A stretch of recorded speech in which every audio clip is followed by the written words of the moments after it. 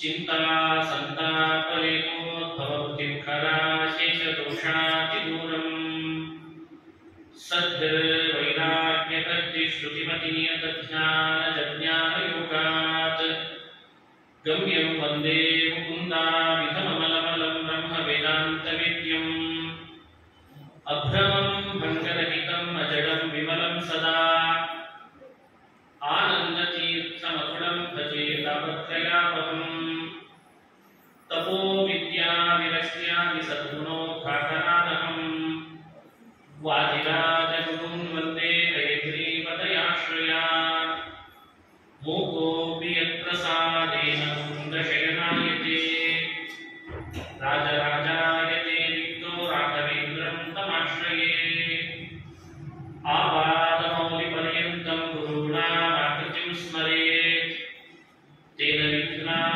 प्रणश्यन्ति सिद्ध्यन्ति च मनोरथाः। परम पूज्य ಶ್ರೀಪಾದಗಳವರನ್ನು ಭಕ್ತಿಪೂರ್ವಕ ನಮಸ್ಕರಿಸಿ ಶ್ರೀಮದ್ ಭಾಗವತ ಜ್ಞಾನ ಯಜ್ಞದ ಕಾರ್ಯಕ್ರಮದಲ್ಲಿ ಒಂದೆರಡು ಬಹಳ ಪ್ರಾಚೀನವಾದ ಶತಶತಮಾನಗಳಷ್ಟು ಹಿಂದೆ ನಾವು ಬಾಳಿ ಬದುಕಲಿಕ್ಕೆ ಬೇಕಾದ ಹಿತೋಪದೇಶಗಳನ್ನು ನಮಗೆ ಹಿರಿಯರು ಹೇಗೆ ಮಾಡ್ತಿದ್ರು ಆ ಕುರಿತು ಒಂದೆರಡು ಮಾತನ್ನ ಹೇಳೋ ಪ್ರಯತ್ನ ಮಾಡ್ತಾ ಇದ್ದೇನೆ. ಈ ಹಿತೋಪದೇಶಗಳೆಲ್ಲ ಆಗಾಗ ನಮ್ಮ ಕಿವಿ ಬೀಳುತ್ತಿರಬೇಕು. ಇವತ್ತು ಇದನ್ನ ಮೋಟಿವೇಟ್ ಅಥವಾ ಮೋಟಿವೇಶನ್ ಸ್ಪೀಚ್ ಇತ್ಯಾದಿ ಹೆಸರುಗಳಲ್ಲಿ ಕರೀತಾರೆ. ಪ್ರಾಯಃ ಹಿರಿಯರು ನಮಗೆ ಕೊಟ್ಟ ಸಂಸ್ಕೃತದ ಶ್ಲೋಕದ ರೂಪದಲ್ಲಿ ಒಂದು ಹಿತೋಪದೇಶ ಇದೆ, ಅದನ್ನು ತಲುಪಲಿಕ್ಕೆ ನಮಗಿನ್ನೂ ಆಗಿಲ್ಲ. ಇನ್ನೊಂದು ಅರ್ಥದಲ್ಲಿ ಅದನ್ನು ಅರ್ಥೈಸಿಕೊಳ್ಳುವ ವ್ಯವಧಾನಗಳು ನಾವು ಇಟ್ಟಿಲ್ವೇನೋ ಅಂತ ಅನಿಸ್ಲಿಕ್ಕೆ ಶುರುವಾಗಿದೆ. ನಿಜವಾಗ್ಲೂ ಅವುಗಳನ್ನ ದಿನಕ್ಕೆ ಒಂದು ಶ್ಲೋಕವೋ ಶ್ಲೋಕಾರ್ಧವೋ ನಾವು ಆ ಉಪದೇಶಗಳನ್ನು ಇವತ್ತೇನಾದ್ರು ಅಳವಡಿಸಿಕೊಂಡ್ರೆ ಬಹಳ ದೊಡ್ಡ ವ್ಯಕ್ತಿಗಳಾಗಲಿಕ್ಕೆ ಅವಕಾಶ ಇದೆ. ಒಂದು ಮಾತು ಬರ್ತದೆ, ವಿಪರೀತೈರ್ಯಮಥಾಭ್ಯುದಯೇ ಕ್ಷಮಾ ಸದಸಿ ವಾಕ್ಪಟುತಾಯುಧಿ ವಿಕ್ರಮಃ ಯಶಸಿ ಚಾಭಿರುಚಿರ್ವ್ಯಸನಂ ಶ್ರುತೌ ಪ್ರಗತಿಚಿದ್ಧಮಿದಂ ಇದಂ ಹಿ ಮಹಾತ್ಮನಃ. ಇದೊಂದು ಹಿತೋಪದೇಶದ ಮಾತು. ಈ ಮಾತಿನಲ್ಲಿ ನಮ್ಮನ್ನು ಮೋಟಿವೇಟ್ ಮಾಡ್ತಾನೆ ಕವಿ. ಇದಂ ಮಹಾತ್ಮನ ಪ್ರಕೃತಿ ಸಿದ್ಧಂ. ಬಹಳ ಎತ್ತರಕ್ಕೆ ಬೆಳೆದವರು ಇದನ್ನೆಲ್ಲ ಅಳವಡಿಸಿಕೊಂಡಿರ್ತಾರೆ. ಅಳವಡಿಸಿಕೊಂಡದ್ದಕ್ಕೆ ಅವರು ಎತ್ತರಕ್ಕೆ ಬೆಳೆದಿರ್ತಾರೆ. ಹಾಗಾದ್ರೆ ಇದನ್ನು ಅಳವಡಿಸಿಕೊಂಡವನು ಎಲ್ಲ ಎತ್ತರಕ್ಕೆ ಬೆಳಿತಾನೆ ಅಂತ ಅರ್ಥ. ಹಾಗಾಗಿ ನೀನು ಎತ್ತರಕ್ಕೆ ಬೆಳಿಬೇಕಾ? ಇವುಗಳನ್ನ ಸಾಧ್ಯವಾದಷ್ಟು ಅಳವಡಿಸಿಕೊಳ್ಳಿಕ್ಕೆ ಪ್ರಯತ್ನ ಪಡು. ಅಥವಾ ಇದನ್ನು ಅಳವಡಿಸಿಕೊಂಡು ಎತ್ತರಕ್ಕೆ ಬೆಳೆದವರನ್ನ, ಅವರ ಚರಿತ್ರೆಗಳನ್ನ, ಅವರ ಜೀವನದಲ್ಲಿ ಆದ ಆಗುಹೋಗುಗಳನ್ನ ಗಮನಿಸು. ವಿಪರೀತೈರ್ಯಮಥಾಭ್ಯುದಯೇ ಕ್ಷಮಾ. ಮನುಷ್ಯ ಒಂದು ದಾರಿ ಹಿಡ್ಕೊಂಡು ಹೊರಟಾಗ ಅವನಿಗೆ ಏನಾದರೂ ಒಂದು ವಿಪತ್ತು ಬರಲಿಕ್ಕೆ ಇರ್ತದೆ. ಸಂಭವನೆ ಅಸಂಭಾವಿತ ಏನಲ್ಲ, ಬೇರೆ ಬೇರೆ ರೀತಿಯಿಂದ. ನನಗೆ ಬಂದದ್ದು ನಿಮಗೆ ಬಂದೇ ಇರ್ಬೋದು, ನಿಮಗೆ ಬಂದದ್ದು ನನಗೆ ಇಲ್ಲದೆ ಇರ್ಬೋದು. ಒಬ್ಬೊಬ್ಬರಿಗೆ ಒಂದೊಂದು ವಿಪತ್ತು ಬರ್ತದೆ. ಎಂಥ ವಿಪತ್ತೇ ಬರಲಿ, ನನ್ನ ಬದುಕಿನಲ್ಲಿ ನಾನು ಹಿಡಿದು ಹೊರಟ ದಾರಿಯಲ್ಲಿ ಎಂಥ ವಿಪತ್ತೇ ಬರಲಿ, ನಾನು ಧೈರ್ಯ ಕಳ್ಕೊಳ್ಳೋದಿಲ್ಲ, ನಾನು ಧೈರ್ಯದಿಂದ ಇರ್ತೇನೆ. ಇದು ಮೊದಲು ಬರಬೇಕಾಗುತ್ತೆ. ನಾನು ಎಂಥ ವಿಪತ್ತೇ ಬಂದರೂ ಧೈರ್ಯ ಕಳ್ಕೊಳ್ಳದೆ ಇರೋದೇ ಒಂದು ದೊಡ್ಡ ಗುಣ ಅಂತ.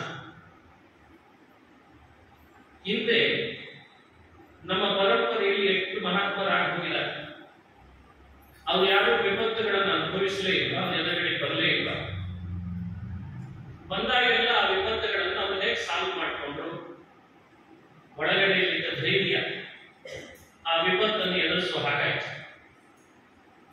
ಎಷ್ಟು ಪರಕೀಯರ ಆಕ್ರಮಣ ಭಾರತ ಆಗಿಲ್ಲ, ಮತಗಳ ಘರ್ಷಣೆಗಳು ಎಷ್ಟು ನಡೆದಿಲ್ಲ, ಪಂಥಗಳಲ್ಲಿ ಘರ್ಷಣೆಗಳು ಎಷ್ಟು ನಡೆದಿಲ್ಲ. ನಾವು ಲೈಬ್ರರಿಯಲ್ಲಿ ಕೂತ್ಕೊಂಡು ಇತಿಹಾಸದ ಪುಟಗಳನ್ನು ತಿರುಗಿಸ್ತಾ ಹೋದಾಗೆ ಒಮ್ಮೊಮ್ಮೆ ಕಣ್ಣೀರು ಬರ್ತದೆ, ಒಮ್ಮೊಮ್ಮೆ ಬಿಸಿ ರಕ್ತ ಕುದೀತದೆ, ಒಮ್ಮೊಮ್ಮೆ ಏನ್ ಮಾಡ್ಲಪ್ಪ ಇವರನ್ನ ಅಂತ ಅನಿಸ್ತದೆ. ಅಂಥ ಘಟನೆಗಳು ನಡೆದೋಗಿದ್ದಾವೆ. ಅದನ್ನೆಲ್ಲ ಪ್ರವಚನದಲ್ಲಿ ಪೂರ್ಣ ಹೇಳಲಿಕ್ಕೂ ಅವಕಾಶ ಇಲ್ಲ. ಒಂದು ತಿಳಿತು, ಎಲ್ಲ ಓದಿದ ಮೇಲೆ ನಮ್ಮ ಪರಂಪರೆಯಲ್ಲಿ ಬಂದ ಯಾರೆಲ್ಲ ಮಹಾತ್ಮರು ಅಂತ ಇವತ್ತೊಂದು ನಾವು ಪಟ್ಟಿ ಮಾಡಿದ್ದೇವೆ, ಅವರೆಲ್ಲರೂ ಮಹಾತ್ಮರಾಗುವ ಮುನ್ನ ದೊಡ್ಡ ದೊಡ್ಡ ವಿಪತ್ತುಗಳನ್ನಂತೂ ಎದುರಿಸಿದ್ದಾರೆ, ಧೈರ್ಯದಿಂದ ಎದುರಿಸಿದ್ದಾರೆ ಅನ್ನೋದಂತೂ ತಿಳಿತು. ಹಾಗಾಗಿ ಇದು ಕಟ್ಟಿಟ್ಟು ಬುತ್ತಿ. ಬಹಳ ಎತ್ತರಕ್ಕೆ ಬೆಳೆಯುವ ವ್ಯಕ್ತಿಗೆ ವಿಪತ್ತು ಬರೋದು ಸಹಜ, ಬಂದಾಗ ಅದನ್ನು ಧೈರ್ಯದಿಂದ ಎದುರಿಸಬೇಕಾದದ್ದು ಅವನಿಗೆ ಅದು ಮುಖ್ಯ ಆಗ್ತದೆ, ಅದು ಅನಿವಾರ್ಯ. ಮೊದಲನೇ ಗುಣ ವಿಪತಿ ಧೈರ್ಯಮಥಾಭ್ಯುದಯೇ ಕ್ಷಮಾ. ಮನುಷ್ಯನಿಗೆ ಅಭ್ಯುದಯದ ವಿಷಯದಲ್ಲಿ ಕ್ಷಮೆ ಬೇಕು. ಅಭ್ಯುದಯ ಅಂದ್ರೆ ಅವನು ಏಳಿಗೆ ಆಗಬೇಕಾಗಿದೆ, ಅವನು ಎತ್ತರಕ್ಕೆ ಬೆಳಿಬೇಕಿದೆ, ಅವನನ್ನ ಬಹಳ ಜನ ಆಧರಿಸಬೇಕಿದೆ. ಒಂದು ಊರಲ್ಲ, ಬರೀ ಒಂದು ರಾಜ್ಯ ಅಲ್ಲ, ಬರೀ ಒಂದು ಸಮಾಜ ಅಲ್ಲ, ಒಂದು ದೇಶ ಅಲ್ಲ, ಇಡೀ ಜಗತ್ತು ಅವನನ್ನು ಆಧರಿಸಬೇಕು. ಹಾಗಾದ್ರೆ ಏನ್ ಮಾಡಬೇಕು? ಜಗತ್ತೇ ಆಧರಿಸಬೇಕಾದ್ರೆ ಏನ್ ಮಾಡಬೇಕು? ಬರೀ ಒಂದು ಪಂಥ ಅಲ್ಲ, ಒಂದು ಮತ ಅಲ್ಲ, ಒಂದು ಮಠ ಅಲ್ಲ, ಇಡೀ ಜಗತ್ತೇ ಅವರನ್ನು ಆಧರಿಸಬೇಕಾಗಿದೆ. ಏನ್ ಮಾಡಬೇಕು? ಅದಕ್ಕೆ ಕವಿ ಹೇಳ್ತಾನೆ, ಅವನಲ್ಲಿ ಎಷ್ಟು ಕ್ಷಮಾಗುಣ ಇರ್ತದೆ ಅದಕ್ಕೆ ತಕ್ಕಂತೆ ಅವನಿಗೆ ಅಭ್ಯುದಯ ಆಗ್ತದೆ. ಕ್ಷಮೋಷು ಸಹನೆ, ಕ್ಷಮಾ ಪದ ನಿಷ್ಪತ್ತಿ ಆಗುತ್ತೆ ಹಾಗೆ ಅಲ್ವೇ? ಯಾರೆಲ್ಲ ಏನೆಲ್ಲ ಹಿಂದಿನಿಂದ ಅಂತಾರೆ, ಮುಂದಿನಿಂದ ಅಂತಾರೆ, ಅಥವಾ ಇನ್ನೇನೋ ಕುತಂತ್ರಗಳನ್ನು ಮಾಡ್ತಾರೆ, ಕುತರ್ಕಗಳನ್ನು ಹಾಕ್ತಾರೆ, ಎಲ್ಲ ಸಹಿಸಿಕೊಳ್ಳಿಕ್ಕೆ ಬರ್ಬೇಕಂತ. ಎಷ್ಟೆಷ್ಟು ಮನುಷ್ಯ ಕ್ಷಮಾವಂತನಾಗ್ತಾನೆ ಅಷ್ಟಷ್ಟು ಅವನ ಜೀವನದಲ್ಲಿ ಅವನಿಗೆ ಅಭ್ಯುದಯ ಸಿಗಲಿಕ್ಕೆ ಶುರುವಾಗ್ತದೆ. ಅಭ್ಯುದಯ ಅಂದ್ರೆ ಏಳಿಗೆ ಅಂತ ಅರ್ಥ. ಏಳಿಗೆ ಹಿಂದೆ ಕ್ಷಮಾ ಬೇಕು, ವಿಪತ್ತು ಬಂದಾಗ ಧೈರ್ಯ ಬೇಕು. ಇದು ಅವನನ್ನ ಎತ್ತರ ಕರ್ಕೊಂಡು ಹೋಗ್ಲಿಕ್ಕೆ ಕಾರಣ ಆಗ್ತದೆ ಅಂತ. ನೋಡಿ, ಎಷ್ಟು ಜನ ನಮ್ಮ ದೇಶದಲ್ಲಿ ಸಂತರಾಗೋದ್ರು, ಆ ಸಂತರಲ್ಲಿ ಎಷ್ಟೆಷ್ಟು ಜನ ಎತ್ತರ ಬೆಳೆದ್ರು, ವಿಶ್ವ ಮಟ್ಟಕ್ಕೆ ಹೆಸರು ಮಾಡಿದ್ರು. ಆ ವಿಶ್ವ ಮಟ್ಟಕ್ಕೆ ಹೆಸರು ಮಾಡೋದ್ರ ಹಿಂದೆ ಏನಿದೆ? ಗುಟ್ಟು ಕ್ಷಮಾ. ಅವರೊಟ್ಟಿಗೆ ಇದ್ದವರ ಜೊತೆಯಲ್ಲಿ ಅವರೂ ಒಬ್ಬರಾಗಿ ಅವ್ರು ಮಾಡುತ್ತಿದ್ದ ಏನೆಲ್ಲ ವಿಚಿತ್ರ ಕುತಂತ್ರಗಳಿಗೂ ಕ್ಷಮ ತೋರಿಸಿ ಎತ್ತರಕ್ಕೆ ಬೆಳಬೇಕಂತ. ಅದು ನಮ್ಮಲ್ಲಿ ಬರಬೇಕು. ಅದು ಕೌಟುಂಬಿಕನೇ ಇರ್ಬೋದು, ನಮ್ಮ ಕುಟುಂಬಗಳಲ್ಲೇ ನಡೀಬಹುದು ಸಮಸ್ಯೆಗಳು, ಅಥವಾ ರಾಜಕೀಯ ಇರ್ಬೋದು, ಸಾಮಾಜಿಕ ಇರ್ಬೋದು. ಆ ಕ್ಷಮ ಮನುಷ್ಯನನ್ನ ಬಹಳ ಎತ್ತರ ಕರ್ಕೊಂಡು ಹೋಗ್ತದೆ. ಇದು ನಮ್ಗೆ ಆ ಕವಿ ಹೇಳ್ಕೊಟ್ಟಂತಹ ಒಂದು ಗುಣ. ಸದಶಿವಾ ಪಟುತಾಯುಧಿ ವಿಕ್ರಮ. ಮೂರನೇದು, ಮನುಷ್ಯ ಎತ್ತರಕ್ಕೆ ಹೋಗ್ಲಿಕ್ಕೆ ಒಂದೊಳ್ಳೆ ಸಂಸತ್ತು ಸಭೆ ಸೇರಿದೆ ಅಂದಾಗ, 4 ಜನ ಸೇರಿದಾಗ ಅವನ ಮಾತಿನಲ್ಲಿ ಒಂದು ಸತ್ವ ಇರಬೇಕು. ಅದಕ್ಕೆ ವಾಕ್ಪಟುತ ಅಂತ ಕರೀತಾರೆ. ಸದಸ್ಯ ವಾಕ್ಪಟುತ. ಮನುಷ್ಯ ಎಷ್ಟೆಷ್ಟು ಒಳ್ಳೆ ಮಾತುಗಳನ್ನು ಆಡ್ಲಿಕ್ಕೆ ವಶ ಮಾಡ್ಕೊಳ್ತಾನೆ, ಸಿದ್ಧಿಪಡಿಸ್ಕೊಳ್ತಾನೆ, ಅಷ್ಟು ಅವನಿಗೆ ಎಲ್ಲರೂ ಹಿಂಬಾಲಕರಾಗ್ತಾರೆ. ನೀವು ಕೇಳಿರ್ಬೇಕು, ಸಾಕ್ರಟೀಸ್ ಅಂತ ನಮ್ಮಲ್ಲಿ ಒಬ್ಬ ಇದ್ದ. ನಮ್ಮ ದೇಶದವನಲ್ಲ, ಬೇರೆ ಪಾಶ್ಚಾತ್ಯ ದೇಶದವ. ಕಡುಬಡವ, ಹಣ ಇಲ್ಲ ಅವನ ಹತ್ರ. ಅವನು ಎಷ್ಟು ದೊಡ್ಡ ಫಿಲಾಸಫರ್ ಆದ ಅಂದ್ರೆ, ರತ್ನ ಚಿನ್ನದ ವ್ಯಾಪಾರಿಗಳೆಲ್ಲರೂ ಅವನ ಶಿಷ್ಯರಾಗಿದ್ದಾರೆ. ಎಷ್ಟರ ಮಟ್ಟಿಗೆ ಅಂದ್ರೆ, ತಾವು ಮಾಡೋ ವ್ಯಾಪಾರದ ಅಂಗಡಿಯಿಂದ ಹೊರಗೆ ಬಂದು ಈತ ಬಂದ ಸುಖರಾತ ಅಂತ ಕರೀತಾರೆ ಅವರನ್ನ. ಫಿಲಾಸಫರ್ಸ್ ಎಲ್ಲ ಇವತ್ತು ನಮ್ಮ ದೇಶದವರು, ಆ ದೇಶದವರು ಅವನನ್ನ ಸಾಕ್ರಟೀಸ್ ಅಂತ ಕರೀತಾರೆ. ಅವ ಬಂದ ಅಂದ್ರೆ ರತ್ನದ ಅಂಗಡಿಗಳ ದೊಡ್ಡ ಶ್ರೀಮಂತರು ಹೊರಗೆ ಬಂದು, ನಿನಗೆ ವಾಪಸ್ಕೊಂಡು ಹೋಗಿ ಹೋಗ್ತಿದ್ರ. ಅವನೆಲ್ಲಾದ್ರೂ ಸರ್ಕಲ್ ಅಲ್ಲಿ ನಿಂತ್ಕೊಂಡಿದ್ದಾನೆ ಮಾತಾಡ್ಲಿಕ್ಕೆ ಅಂದ್ರೆ ವ್ಯಾಪಾರ ಎಲ್ಲ ಬಿಟ್ಟು ಬಂದು ಅವನ ಹತ್ರ ಸೇರ್ಬಿಡ್ತಿದ್ರು. ಏನೋ ಮಾತಾಡ್ತಾನೆ, ಎಷ್ಟು ಅದ್ಭುತ ಮಾತಾಡ್ತಾನೆ, ಜೀವನದ ಸತ್ಯಗಳನ್ನು ಹೇಳ್ತಾನೆ. ಜೀವನದ ಸತ್ಯ ಹೇಳೋರ್ಬೇಕು, ಅನುಭವಿಸಿದ ಅನುಭವಗಳನ್ನು ಮಾತಿನಲ್ಲಿ ತುಂಬಿ ಹೇಳೋರ್ಬೇಕು, ಹೇಳಿದ್ದನ್ನ ಪರಿಣಾಮ ಮಾಡುವ ಹಾಗೆ ಹೇಳೋರ್ಬೇಕು. ಅದಕ್ಕೆ ಸದಸಿವಾತ್ಮಟುತ ಇದು ಮನುಷ್ಯನಿಗೆ ಬೇಕಾದದ್ದು. ಇದಿತ್ತು ಅಂದ್ರೆ ನಾವು ಎತ್ತರಕ್ಕೆ ಬೆಳಿತೀವಿ ಜೀವನದಲ್ಲಿ. ಯುಧಿ ವಿಕ್ರಮ, ಯುದ್ಧ ಮನುಷ್ಯನಿಗೆ ಎದುರಾಗ್ತದೆ. ಆವಾಗ ಅವನು ಪಲಾಯನ ಮಾಡಬಾರ್ದು. ಯುದ್ಧ ಬರಲಿಕ್ಕಿದೆ ಅಂದ್ರೆ ಆದರದಿಂದ ಅದನ್ನು ಬರಮಾಡ್ಕೊಳ್ಳೋದು. ಅದು ಮನುಷ್ಯನಿಗೆ 4ನೇ ಗುಣ. ಅಂದ್ರೆ ಇವತ್ತೆಲ್ಲ ಯುದ್ಧ ಅಂದ್ರೆ ಏನ್ ಸಮಸ್ಯೆ ಅಂದ್ರೆ ಬಹಳ ದೊಡ್ಡ ವಿಪರ್ಯಾಸ. ಅದರಲ್ಲೂ ನಮ್ಮ ದೇಶದಲ್ಲಿ ಬಂತಲ್ಲ ಅನ್ನೋದು ಇದು ವಿಪರ್ಯಾಸ. ಇವತ್ತು ಯುದ್ಧ ಎಲ್ಲಿ ನಡೀತಿದೆ? ಶತ್ರುಗಳ ಜೊತೆ ನಡೆಯೋದು ಕಡಿಮೆ ಆಗಿಬಿಟ್ಟಿದೆ. ಮನೆಯಲ್ಲಿ ನಡೆಯಲಿಕ್ಕೆ ಶುರುವಾಗಿದೆ, ಗಂಡ ಹೆಂಡತಿ ಜೊತೆ. ಅದೇ ದುರ್ಬಲರ ಮೇಲೆ ಸಬಲರ ಆಕ್ರಮಣ. ಇದು ಯಾವ ವ್ಯವಸ್ಥೆ? ದುರ್ಬಲರನ್ನ ಗೆದ್ದರೆ ಬೆಲೆ ಇದೆನಾ? ದುರ್ಬಲರ ಜೊತೆಯಲ್ಲಿ ಹಾಕ್ಯಾಡಿ ಹೋರಾಡಿ ಹಾರಾಡಿ, ಅದೇ ಅವನು ದುರ್ಬಲ, ಅವನ ಜೊತೆಗೆ ಯುದ್ಧನ ಮಾಡೋದು. ಯುದ್ಧ ಯಾರ ಜೊತೆಗೆ ಮಾಡಬೇಕು? ಸಮಶೀಲ, ಸಮಹಣ, ಸಮಬಲ ಇರೋ ಜೊತೆಗೆ ಮಾಡಬೇಕು. ಅದು ನಿಜವಾಗ್ಲೂ ಯುದ್ಧ ಅಂತ ಅನಿಸ್ಕೊಳ್ತದೆ. ಹಾಗಾಗಿ ಯುದ್ಧ ಯಾವತ್ತೂ ಮನೆಯಲ್ಲಿ ಮಾಡೋದಲ್ಲ. ಅದು ದುರ್ಬಲರ ಜೊತೆ ಯುದ್ಧ ಮಾಡಿದ್ರೆ ಬೆಲೆ ಕಡಿಮೆ, ಮಾಡಿದ್ರೆ ಸಬಲರ ಜೊತೆ ಮಾಡ್ಬೇಕು. ಹಿಂದೆಲ್ಲ ಯುದ್ಧ ಯಾರ ಜೊತೆ ಮಾಡ್ತಾ ಇದ್ರು? ಅದಕ್ಕೆ ಹಿಂದೆಲ್ಲ ಯುದ್ಧ ಜಟ್ಟಿಗಳ ಜೊತೆ ಮಾಡ್ತಾ ಇದ್ರು. ಯುದ್ಧ ಅಂದ್ರೆ ಅವ್ರ ಜೊತೆಗೆ ಪರರಾಷ್ಟ್ರ ಸ್ವರಾಷ್ಟ್ರ, ಪರರಾಜ್ಯ ಸ್ವರಾಜ್ಯ, ಸಮಬಲ ಇದೆ. ಅವ್ರ ಸೈನ್ಯದ ಸಂಖ್ಯೆ ಎಷ್ಟು, ನಮ್ಮ ಸೈನ್ಯದ ಸಂಖ್ಯೆ ಎಷ್ಟು. ಯುದ್ಧ ಅಲ್ಲೇ ನಡಿಬೇಕು. ಯುದ್ಧ ಎಲ್ಲೋ ನಡೆಯಲಿಕ್ಕೆ ಶುರುವಾಗಿದೆ ಇತ್ತೀಚೆಗೆ, ದೊಡ್ಡ ವಿಪರ್ಯಾಸ. ಆವಾಗ ಮಾತ್ರ ಯಾವ ಕಾರಣಕ್ಕೂ ಪಲಾಯನ ಮಾಡಬಾರದು. ಯುಧಿ ಪರಾಕ್ರಮ, ಅದು ವಾಗ್ಯುದ್ಧನೇ ಆಗಲಿ. ವಾಗ್ಯುದ್ಧ ನಡೀತದೆ ಅಂತಂದ್ರೆ ವಾಗ್ಯುದ್ಧದಲ್ಲೇ ಬಾರಬೇಕು, ಪರಾಕ್ರಮ ಮೆರಿಬೇಕು, ಯುಕ್ತಿಗಳನ್ನು ಮೆರಿಬೇಕು, ವಿಚಾರಧಾರೆಯನ್ನು ಅವರಿಗೆ ಮುಟ್ಟಿಸ್ಬೇಕು.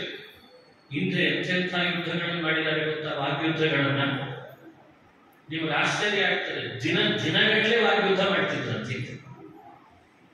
ಎಂಥ ಅದ್ಭುತ! ಅದು ಎಂಟರ್ಟೈನ್ಮೆಂಟ್ ಆಗಿತ್ತು ಹಿಂದೆಲ್ಲ.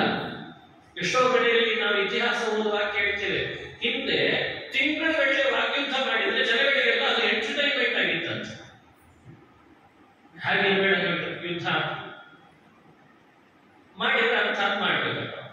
ಇಲ್ಲಿ ಹಂಗಿಲ್ಲ, ಇವ್ರು ಸೌಟ್ ಹಿಡ್ಕೊಂಡಂತೆ ಮುಚ್ಚುಕ ಹಿಡ್ಕೊಂಡಂತೆ, ಇಲ್ಲ ಹಂಚು ಹಿಡ್ಕೊಂಡಂತೆ ಅವ್ರು ಮರಿ ಹಿಡ್ಕೊಂಡು. ಇದು ಏನ್ ಯುದ್ಧದಲ್ಲಿ ಏನೋ ಅರ್ಥನೇ ಆಗ್ತಾ ಇದೆ. ಅದನ್ನ ನಾನು ಟಿವಿ ಅವ್ರು ಬೇರೆ ತೋರಿಸ್ಲಿಕ್ಕೆ ಶುರು ಮಾಡಿದ್ದಾರೆ. ಇದೇನು ದೊಡ್ಡ ಪ್ರಪಂಚಕ್ಕೆಲ್ಲ ಇವ್ರ ಮನೆಯಲ್ಲಿ ನಡೀತಿರೋ ಯುದ್ಧ ತೋರಿಸಿ ಅವ್ರ TRP ಜಾಸ್ತಿ ಮಾಡಿಕೊಂಡು ಅದೇ ವಿಪರ್ಯಾಸ. ಮಾಡೋದಾದ್ರೆ ಸಮಬಲ ಜೊತೆಗೆ ಮಾಡಿ ಹೋರಾಡಿ. ಯಾರು ಬೇಡ ಅಂತಾರೆ? ಮಾತು ಹಚ್ಚಿದ್ಯಾ? ಒಳ್ಳೆ ಬಲಶಾಲಿ ಜೊತೆಗೆ ಮಾತು ಹಚ್ಚಿ ಗೆಲ್ಲು ನೋಡೋಣ. ನೀನೊಂದು ಯುಕ್ತಿ ಹೇಳು, ಅವನೊಂದು ಯುಕ್ತಿ ಹೇಳಿ. ಯುದ್ಧ ಎಲ್ಲಿ ಮಾಡಬೇಕು ಅನ್ನೋದೇ ಗೊತ್ತಾಗ್ತಾ ಇಲ್ಲ ಮನುಷ್ಯನಿಗೆ. ಎಷ್ಟು ವಿಪರ್ಯಾಸ! ಅಂಥ ಯುದ್ಧದ ಸಂದರ್ಭ ಬಂತು ಅಂದ್ರೆ ವಿಕ್ರಮ, ಅಲ್ಲಿ ಪಲಾಯನ ಮಾಡದೆ ನಿನ್ನ ಪರಾಕ್ರಮ ತೋರಿಸು ಅಂತ ಹೇಳ್ಕೊಡ್ತಾನೆ. ಇದು 4ನೇ ಗುಣ. ಯಶಸ್ಸಿ ಚಾಭಿರುಚಿರ್ವ್ಯಸನಂ ಶ್ರುತೌ ಪ್ರಗತಿ ಸಿದ್ಧಮಿದಂ ಹಿ ಮಹಾತ್ಮನ. ಯಶಸ್ಸಿ ಚ ಅಭಿರುಚಿ. ಯಶಸ್ಸಿ ಮನುಷ್ಯನಿಗೆ ಒಳ್ಳೆ ಕೆಲಸ ಮಾಡೋದ್ರಿಂದ ಕೀರ್ತಿ ಬರ್ತದೆ. ಒಳ್ಳೆ ಕೆಲಸ ಮಾಡಿದ್ರೆ ಕೀರ್ತಿ ಬಂದೇ ಬರ್ತದಲ್ಲ. ಅಂಥ ಕೀರ್ತಿಯನ್ನು ಪಡೀಲಿಕ್ಕೆ ಅಭಿರುಚಿ ತೋರಿಸ್ಬೇಕಂತ. ಬಿಸಿಲುಗಾಲ ಬಂತು, ನಮ್ಮ ಮನೆಗಳ ಎದುರುಗಡೆಯಲ್ಲಿ ಪಶು ಪಕ್ಷಿ ಪ್ರಾಣಿಗಳು ಓಡಾಡ್ತಿರ್ತಾರೆ. ಯಾಕೆ ಒಂದು ನೀರು ಕುಡಿಲಿಕ್ಕೆ ಅಂತ ಒಂದು ತೊಟ್ಟಿ ವ್ಯವಸ್ಥೆ ಮಾಡಬಾರ್ದು? ನೋಡಿ, ಅದು ನೀರು ಕುಡಿಯೋ ವ್ಯವಸ್ಥೆ ಮಾಡಿದ್ರೆ ಹೋಗೋರಿಗೆ ನೀರು ಕುಡಿಯೋ ವ್ಯವಸ್ಥೆ ಹಿಂದೆಲ್ಲ ಮಾಡ್ತಿದ್ರು ಅಂತ ಕೇಳಿದೇವಲ್ಲ. ಅದಕ್ಕೆ ಅರವಟ್ಟಿಗೆ ಅಂತ ಹೆಸರಿತ್ತು. ಆ ಅರವಟ್ಟಿಗೆ ಮಾಡುವ ವ್ಯವಸ್ಥೆಗಳು ಜಗಲಿ, ಆ ಜಗಲಿ ಮುಂದೊಂದು ಬೆಲ್ಲದ ಕರಣಿ, ಕೆಲವು ಊರುಗಳಲ್ಲಿ ಆ ಬೆಲ್ಲದ ಕರಣಿ ಜೊತೆ ತಾಮ್ರದಲ್ಲೋ ಇನ್ಯಾವುದೋ ಮಡಿಕೆ ನೀರಿಡ್ತಿದ್ರು ಅಂತ ಕೇಳಿದೇವಲ್ಲ, ಅದು ಇಟ್ಟರೆ ಅವನು ಹರಿಸಿ ಹೋಗ್ತಾನೆ, ಕೀರ್ತಿ ಬರ್ತದೆ ಅದರಿಂದ. ಒಳ್ಳೊಳ್ಳೆ ಕೆಲಸ ಮಾಡ್ಬೇಕಂತ, ಅದರಿಂದ ಕೀರ್ತಿ ಬರ್ತದೆ. ಸ್ವಲ್ಪ ಈ ವೇದಾಂತ ಹೆಚ್ಚು ಓದೋರಿಗೆ ಕೀರ್ತಿ ಆಸೆ ಪಡಬಾರದು ಅಂತ ಹೇಳ್ಕೊಟ್ಬಿಡಿಲ್ಲ ನಮ್ಮ ಕಡೆಯಲ್ಲ. ದುರಂತ ವೇದಾಂತವನ್ನು ವಿಪರೀತ ಅರ್ಥೈಸಿದ ಬುದ್ಧಿವಂತ ಮಾಡಿದ್ದಾರೆ ನಮ್ಮ ಕಡೆ. ಕೀರ್ತಿ ಕಾಮಕರಾಗಬಾರ್ದು, ಹಣ ಕಾಮಕರಾಗಬಾರ್ದು, ವೈರಾಗ್ಯದಿಂದಿರಬೇಕು ಅಂತ ವೇದಾಂತ ಹೇಳ್ಕೊಟ್ಬಿಡ್ತಾರೆ. ಅದು ಯಾವ ಅರ್ಥದಲ್ಲಿ ಹೇಳ್ತಾರೋ ಏನೋ ಅಂತ ಅವರು ಇವ್ರು ತಿಳ್ಕೊಳ್ಳೋ ಇನ್ನೇನೋ ತಿಳ್ಕೊಂಡ್ಬಿಟ್ಟಿರ್ತಾರೆ. ಅದು ವೇದಾಂತ ಬಹಳ ಮಿಸ್ಗೈಡ್ ಆಗಿದೆ. ವಾಸ್ತವಿಕವಾಗಿ ಮನುಷ್ಯನಿಗೆ ಸತ್ಕರ್ಮ ಮಾಡೋದ್ರಿಂದ ಸತ್ಕೀರ್ತಿ ಬರ್ತದೆ ಅಂದ್ರೆ ಬಯಸಿ ಮಾಡ್ಬೇಕಂತ ಆ ಕೆಲಸಗಳನ್ನ. ನಾನೊಂದು ಕಂಪನಿ ಮಾಡ್ತೇನೆ, 10 ಕುಟುಂಬ ಬರುತ್ತದೆ, 10 ಜನರಿಗೆ ಕೆಲಸ ಕೊಡ್ತೇನೆ, ಅದರಿಂದ ಕೀರ್ತಿ ಬರ್ತದೆ. ಯಾಕೆ ಮಾಡಬಾರ್ದು? ಚಿಂತೆಯ ನೀವೊಬ್ಬನೇ ಹಣವನ್ನ ಇನ್ವೆಸ್ಟ್ಮೆಂಟ್ ಮಾಡು, 10 ಜನರಿಗೆ ಕೆಲಸ ಕೊಡು, 10 ಕುಟುಂಬ ಬದುಕ್ತದೆ, ಅದರಿಂದ ಕೀರ್ತಿ ಬರ್ತದೆ ಅಂದ್ರೆ ಈ ಮೆಂಟಾಲಿಟಿಗಳ ಮನುಷ್ಯರಲ್ಲಿ ಮಾಯ ಆಗಿದೆ ಇತ್ತೀಚೆಗೆ. ನಮ್ಗೆ ಯಾಕೆ ಬೇಕು ಬಿಡಪ್ಪ ಅಂತಿರ್ತಾನೆ ಮೊದಲೇ. ಅವ್ರು ಯಾರೋ ಸಂಬಳ ಕೊಟ್ರೆ ಸಾಕು, ಯಾಕೆ ಅಂತ ಕೇಳಿದ್ರೆ ಮತ್ತೊಂದು ಕಾರಣ ಬೇರೆ ಕೊಡ್ತಾರೆ. ನಮ್ಮ ಪಾಠ ಪ್ರವಚನಕ್ಕೆ ಅನುಕೂಲ ಆಗ್ತದೆ, ಇದು ಸಾಕು ಹೋಗ್ತಾನೆ, ಇದು ಬೇರೆ ಬರ್ತದೆ. ಏನ್ ದೊಡ್ಡ ಸ್ಥಿತಿ. ಒಳಗಡೆ ಬಿಸಿ ರಕ್ತ ಇದೆ, 100 ಜನರನ್ನು ಸಾಕೋ ಅರ್ಹತೆ ದೇವರು ಕೊಟ್ಟಿರ್ತಾನೆ. ನಾವು ಒಳ್ಳೆ ಕಂಪನಿಯನ್ನು ನಿರ್ಮಾಣ ಮಾಡಿದ, ಒಂದು 100 ಜನರಿಗೆ ಕೆಲಸ ಕೊಟ್ಟ, ಅದರಿಂದ ಸತ್ಕೀರ್ತಿ ಬರ್ತದೆ, ಧರ್ಮ ರಕ್ಷಣೆಯೂ ಆಗ್ತದೆ. ಇದನ್ನು ಬಯಸಬಾರ್ದ? ಮಾಡಬೇಕಿದೆ. ಇದು ಹಿಂದಿನವರು ಮಾಡಿದ್ರೆ ಈ ತರ ಮನುಷ್ಯರ ಬೆಳವಣಿಗೆಯಲ್ಲೇ ಈ ಬೆಳವಣಿಗೆ ಮಾಡಬೇಕು. ಯಾವಾಗ ಎಲ್ಲರೂ ಕೈ ಕೆಳಗೆ ಕೆಲಸ ಮಾಡ್ಕೊಂಡಿರ್ಬೇಕು ಅಂತ ಅಪೇಕ್ಷೆ ಪಡಬಾರ್ದಂತೆ. ನನ್ನ ಕೈ ಕೆಳಗೂ 100 ಜನರನ್ನು ಇಟ್ಕೊಳ್ಬೇಕು ಅಂತ ಅನ್ಬೇಕಂತ ಯಾವಾಗಲೂ ಹೇಳ್ತಿರ್ತೇನೆ ನಾನೇ. ನೀನೇ ಹೋಗಿ ನಾನು ನಿಮ್ ಜೊತೆಗೆ ಸೆಲ್ಫಿ ತೆಗೆಸ್ಕೊತೀನಿ, ನಿಮ್ ಜೊತೆಗೆ ಸೆಲ್ಫಿ ತೆಗೆಸ್ಕೊತೀನಿ, ಇನ್ನೊಬ್ರಿಗೆ ಹೇಳೋ ಬದಲು ನಿನ್ನಂತ ಯಾರಾದ್ರೂ ಸೆಲ್ಫಿ ಕೇಳೋ ಹಾಗೆ ನೀನ್ ಯಾವಾಗ ಆಗ್ತೀವಿ ಅಂತ ಕೇಳಬೇಕು.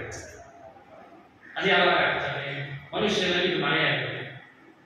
ಅದಕ್ಕೆ ಕವಿ ಹೇಳ್ತಾನೆ, ಒಳ್ಳೆ ಕೀರ್ತಿ, ಸತ್ಕರ್ಮ ಮಾಡಿ ಒಳ್ಳೆ ಕೆಲಸ ಮಾಡಿ ಕೀರ್ತಿ ಬರ್ತದೆ, ಅದನ್ನ ಅಭಿರುಚಿ ತೋರಿಸ್ಬೇಕಂತ. ನಾನು ಇಂಥ ಒಳ್ಳೆ ಕೆಲಸ ಮಾಡಿ ಇಂಥ ಕೀರ್ತಿ ಬಂತು ಅಂದ್ರೆ ಎಷ್ಟು ಅದ್ಭುತ ಇದೆ. ಯಶಸ್ಸಿ ವ್ಯಸನಂ ಶ್ರುತವು. ನಮಗೊಂದು ಚಟ ಇರ್ಬೇಕಂತ. ಸಂಸ್ಕೃತದಲ್ಲಿ ಚಟವನ್ನು ವ್ಯಸನ ಅಂತ ಕರೀತಾರೆ. ನಮಗೆಲ್ಲ ಚಟ ಇಲ್ಲ ಅಂತಲ್ಲ. ನಮ್ಮ ಹುಬ್ಬಳ್ಳಿ ಕಡೆ ಎಲ್ಲ ಚಟ ಬಹಳ. ಏನ್ ಚಟ, ರಸ್ತೆ ಎಲ್ಲ ಬೆಳ್ಳಗಿದ್ರೆ ಕೆಂಪಾಗಿಬಿಟ್ಟಿದೆ. ನಮ್ಗೆ ಎಲ್ಲಿ ನೋಡ್ತೀರ ರೈಲ್ವೆ ಸ್ಟೇಷನ್ ಕೆಂಪಾಗಿದೆ. ಬಣ್ಣ ಬಳಿಯೋದೇ ಬೇಡ.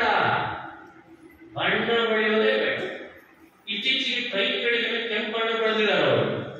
ನಾನು ಮೊದಲೇ ಗೊತ್ತಾಗಿದ್ದೆ ಹೇಳ್ತಿದ್ದೆ, ಹುಬ್ಳಿಯಲ್ಲಿ ಇಟ್ಬಿಟ್ಟು ತಾನಾಗೆ ಕೆಂಪಾಗ್ತದೆ. ಎಷ್ಟು ಹಾಕೊಂಡ್ರೂ ಉಗುಳಿದ್ರೇನು. ಬಸ್ಸಲ್ಲಿ ಕೂತಿದಾಗ ಕಿಟಕಿಯಿಂದ ಉಗುಳುತ್ತಾನೆ, ಕೆಳಗೆ 2 ವೀಲರ್ ಮೇಲೆ ಬಿದ್ದಿರ್ತೀವಿ. ಅವನು ನೋಡ್ತಾನೆ ಮತ್ತೆ ಉಗಿತಾನೆ, ಅದನ್ನು ಹಾಸ್ಯ ಮಾಡಿ ಹೇಳ್ತಾನೆ, ಮತ್ತೆ ಉಗುಳ್ರಿ ಅಂತ. ಇದೆಂಥ ದುರಂತ. ಇದೆಲ್ಲ ವ್ಯಸನಗಳು. ಈ ವ್ಯಸನಗಳನ್ನ ಗುಣ ಅನ್ನಲಿಲ್ಲ. ಕವಿ ಹೇಳ್ದ, ಶ್ರುತವು ವ್ಯಸನ ಅಂತ. ಒಂದಿಷ್ಟು ಒಳ್ಳೊಳ್ಳೆ ಮಹಾತ್ಮರಿದ್ದಾರೆ ನಮ್ಮಲ್ಲಿ. ಅವರ ಬಾಯಿಯಲ್ಲಿ ಒಂದಿಷ್ಟು ಮಾತುಗಳು ಬರ್ತಾರೆ, ಸುಮ್ಮನೆ ಹರಟೆ. ಆ ಹರಟೆ ಅವ್ರು ಆಡೋ ಮಾತುಗಳನ್ನು ಕೇಳೋ ವ್ಯಸನ ಇದ್ರೆ ಸಾಕು, ಕೇಳೋ ಚಟ ಇರಬೇಕು. ಶ್ರುತೋ ವ್ಯಸನ ಅಂದ್ರೆ ಒಳ್ಳೊಳ್ಳೆ ಮಾತುಗಳನ್ನು ಕೇಳುವ ಚಟ ಬೆಳೆಸ್ಕೊಳ್ಬೇಕು. ಏನೋ ಒಳ್ಳೇದು ಹೇಳ್ತಿದಾರಲ್ಲ ಅಂತ ಕುತೂಹಲದಿಂದ ಕೇಳಿ ಅದನ್ನು ಮನಸ್ಸಿನಲ್ಲಿ ತಗೊಳ್ಬೇಕು. ಎಂಥವರು ಈ ವ್ಯಸನಕ್ಕೆ ಒಳಗಾಗೇನೆ ದೊಡ್ಡ ಗ್ರಂಥ ಬಂದಿದ್ದಾರೆ ಪಾಶ್ಚಾತ್ಯರು. ಸುಮ್ಮನೆ ಏನಲ್ಲ, 4 ಜನ ಹೇಳೋ ಮಾತು ಕೇಳಿ ದೊಡ್ಡ ಪುಸ್ತಕಗಳು ವಾಲ್ಯೂಮ್ಸ್ ಆಗಿಬಿಟ್ಟಿದ್ದಾರೆ. ಇವತ್ತು ಪತ್ರಿಕೆಗಳನ್ನು ಓದ್ತೇವಲ್ಲ, ಆ ಪತ್ರಿಕೆಯ ಮುಖಪುಟದ ಮೇಲ್ಭಾಗದಲ್ಲಿ ಅಥವಾ ಸೆಕೆಂಡ್ ಪೇಜ್ ಮೇಲ್ಭಾಗದಲ್ಲಿ ಕೆಲವು ವಿಜ್ಞಾನಿಗಳು, ಕೆಲವು ಮಹಾತ್ಮರು, ಪದ್ಮಭೂಷಣರು, ಅವರು ಇವರು ಮಾತು ವಿಜ್ಞಾನಿ ಹಾಕ್ತಾರಲ್ಲ, ದೊಡ್ಡ ಪುಸ್ತಕ ಆಗಿದವು. ಅವರೆಲ್ಲ ಹೇಗೆ ಕಲ್ತರು ನೋಡಿದ್ರೆ ಅವರೆಲ್ಲ ದೊಡ್ಡ ಕೆಲಸಗಾರರು. ಅವ್ರಿಗೆ ಹೇಗೆ ಬಂತು ಶ್ರುತವ್ಯಸ. ನಿಮ್ಗೆ ಆಶ್ಚರ್ಯ ಆಗ್ತಿರ್ತದೆ. ಇವತ್ತು ಬಹಳ ದೊಡ್ಡ ಶ್ರೀಮಂತ ಉದ್ಯಮಿ ಇದ್ದಾನೆ. ಆ ಶ್ರೀಮಂತ ಉದ್ಯಮಿಗೆ ಇನ್ವೆಸ್ಟ್ಮೆಂಟು, ಅವನ ಡೆಫಿಸಿಟ್, ಆದಾಯ, ಸಂಬಳ, ಎಂಪ್ಲಾಯೀಸು ಎಲ್ಲ ಪ್ರಾಬ್ಲಮ್ಸ್ ಇರ್ತಾವಲ್ಲ, ಅಷ್ಟನ್ನು ಹೇಗೆ ಮ್ಯಾನೇಜ್ ಮಾಡ್ತಾನೆ ಅವನು ಅಂತ ಪ್ರಶ್ನೆ. ದೊಡ್ಡ ದೊಡ್ಡ ಶ್ರೀಮಂತರು, ನಾನು ಹೆಸರು ಹೇಳಲ್ಲ, ಅವ್ರು ಹೇಗೆ ಮ್ಯಾನೇಜ್ ಮಾಡ್ತಿದ್ದಾರೆ ಇವತ್ತು? ತಿಂಗಳಿನಲ್ಲಿ 4 ಭಾನುವಾರ ಒಬ್ಬ ಒಳ್ಳೆಯ ಮಾತುಗಾರರನ್ನ ಅವ್ರ ಮನೆಗೆ ಕಳಿಸ್ತಾ ಇರ್ತಾರೆ. ಒಳ್ಳೆ ಮೋಟಿವೇಟ್ ಸ್ಪೀಚ್ ಮಾಡೋರ ಜೊತೆ ಹರಟೆ ಹೊಡೆಯೋರನ್ನ ಕರೆಸಿ 1 ರಿಂದ 2 ತಾಸುಗಳ ಕಾಲ ಅವರ ಬಾಯಿಯಿಂದ ಸುಮ್ಮನೆ ಮಾತು ಕೇಳ್ತಾರೆ. ಒಳ್ಳೆ ಮಾತು, ಇಂಥವೇ ಈಗ ಹೇಳ್ತಿದ್ದಾರೆ, ಹಿತೋಪದೇಶ ಕೇಳ್ತಾರೆ. ಹಿಂಗೆ ಹಿಂಗೆ ಹಿಂಗೆ ಹೇಳಿದಾನೆ, ಹಾಗೆ ಹೇಳಿದಾನೆ, ಹೀಗೆ ಹೇಳಿದಾನೆ. ಇಷ್ಟನ್ನು ಕೊಡ್ಲಿಕ್ಕೆ ಅವರಿಗೆ ಸಂಬಳ ಇಟ್ಟಿದ್ದಾರೆ ಅಂತ ಇಷ್ಟ ಅವ್ರು ಹೇಳಿ ಹೋಗ್ಬೇಕಷ್ಟೇ. ಯಾಕೆ ಶ್ರುತವ್ಯಸ, ಆ ಕೇಳಿ ಕೇಳಿ ಅವ್ರು ಬದಲಾಗ್ತಿದ್ದಾರೆ. ತಮ್ಮ ಅನೇಕ ಜಂಜಾಟಗಳನ್ನು ಪರಿಹರಿಸಿಕೊಂಡು ಮತ್ತೆ ತಮ್ಮ ಕೆಲಸದಲ್ಲಿ ಪರಿವರ್ತನೆ ಕೊಡ್ತಿದ್ದಾರೆ. ಯೋಚಿಸಿದ್ರೆ ಎಷ್ಟು ಅದ್ಭುತ ಇದೆ ನೋಡಿ. ಅದಕ್ಕೆ ಆ ಕವಿ ಹೇಳ್ದ, ನೀವೆಲ್ಲ ಮಹಾತ್ಮರು ಅಂತ ಅನಿಸ್ಕೋಬೇಕು ಅನ್ನೋ ಆಸೆ ಇದ್ರೆ ಈ ಗುಣಗಳನ್ನ ನಿಮ್ಮ ಬದುಕಿನಲ್ಲಿ ಅಳವಡಿಸಿಕೊಳ್ಳ್ರಿ. ವಿಪದಿ ಧೈರ್ಯ ಮಥಾಭ್ಯುದಯೇ ಕ್ಷಮಾ ಸದಸಿ ವಾಕ್ಪಟುತಾಯುಧಿ ವಿಕ್ರಮ ಯಶಸಿ ಚಾಭಿರುಚಿರ್ವ್ಯಸನಂ ಶ್ರುತೋ ಪ್ರಕೃತಿ ಸಿದ್ಧಮಿದಂ ಹಿ ಮಹಾತ್ಮನ. ನಾನು ಉದಾಹರಣೆಗಳನ್ನು ಕೊಡ್ಲಿಕ್ಕೆ ಹೋಗಿಲ್ಲ. ವಿಪತ್ತಿನಲ್ಲಿ ಧೈರ್ಯ ಮೆರೆದಂತಹ ವ್ಯಕ್ತಿಗಳು ಯಾರ್ಯಾರು? ಅಭ್ಯುದಯ ಬೇಕು ಅಂತ ಅನಿಸಿದಾಗ ಕ್ಷಮಾ ಮೆರೆದು ಅಭ್ಯುದಯವನ್ನು ಸಾಧಿಸಿಕೊಂಡವರು ಯಾರ್ಯಾರು? ಒಳ್ಳೆ ಸದಸ್ಯನಲ್ಲಿ ವಾಕ್ಪಟುತ್ವವನ್ನು ಮೆರೆದು ಮಹಾತ್ಮರಾದವರು ಯಾರು? ಇವಕ್ಕೆ ಇತಿಹಾಸಗಳಲ್ಲಿ ಸಾಕಷ್ಟು ಉದಾಹರಣೆಗಳು ಸಿಗ್ತವೆ.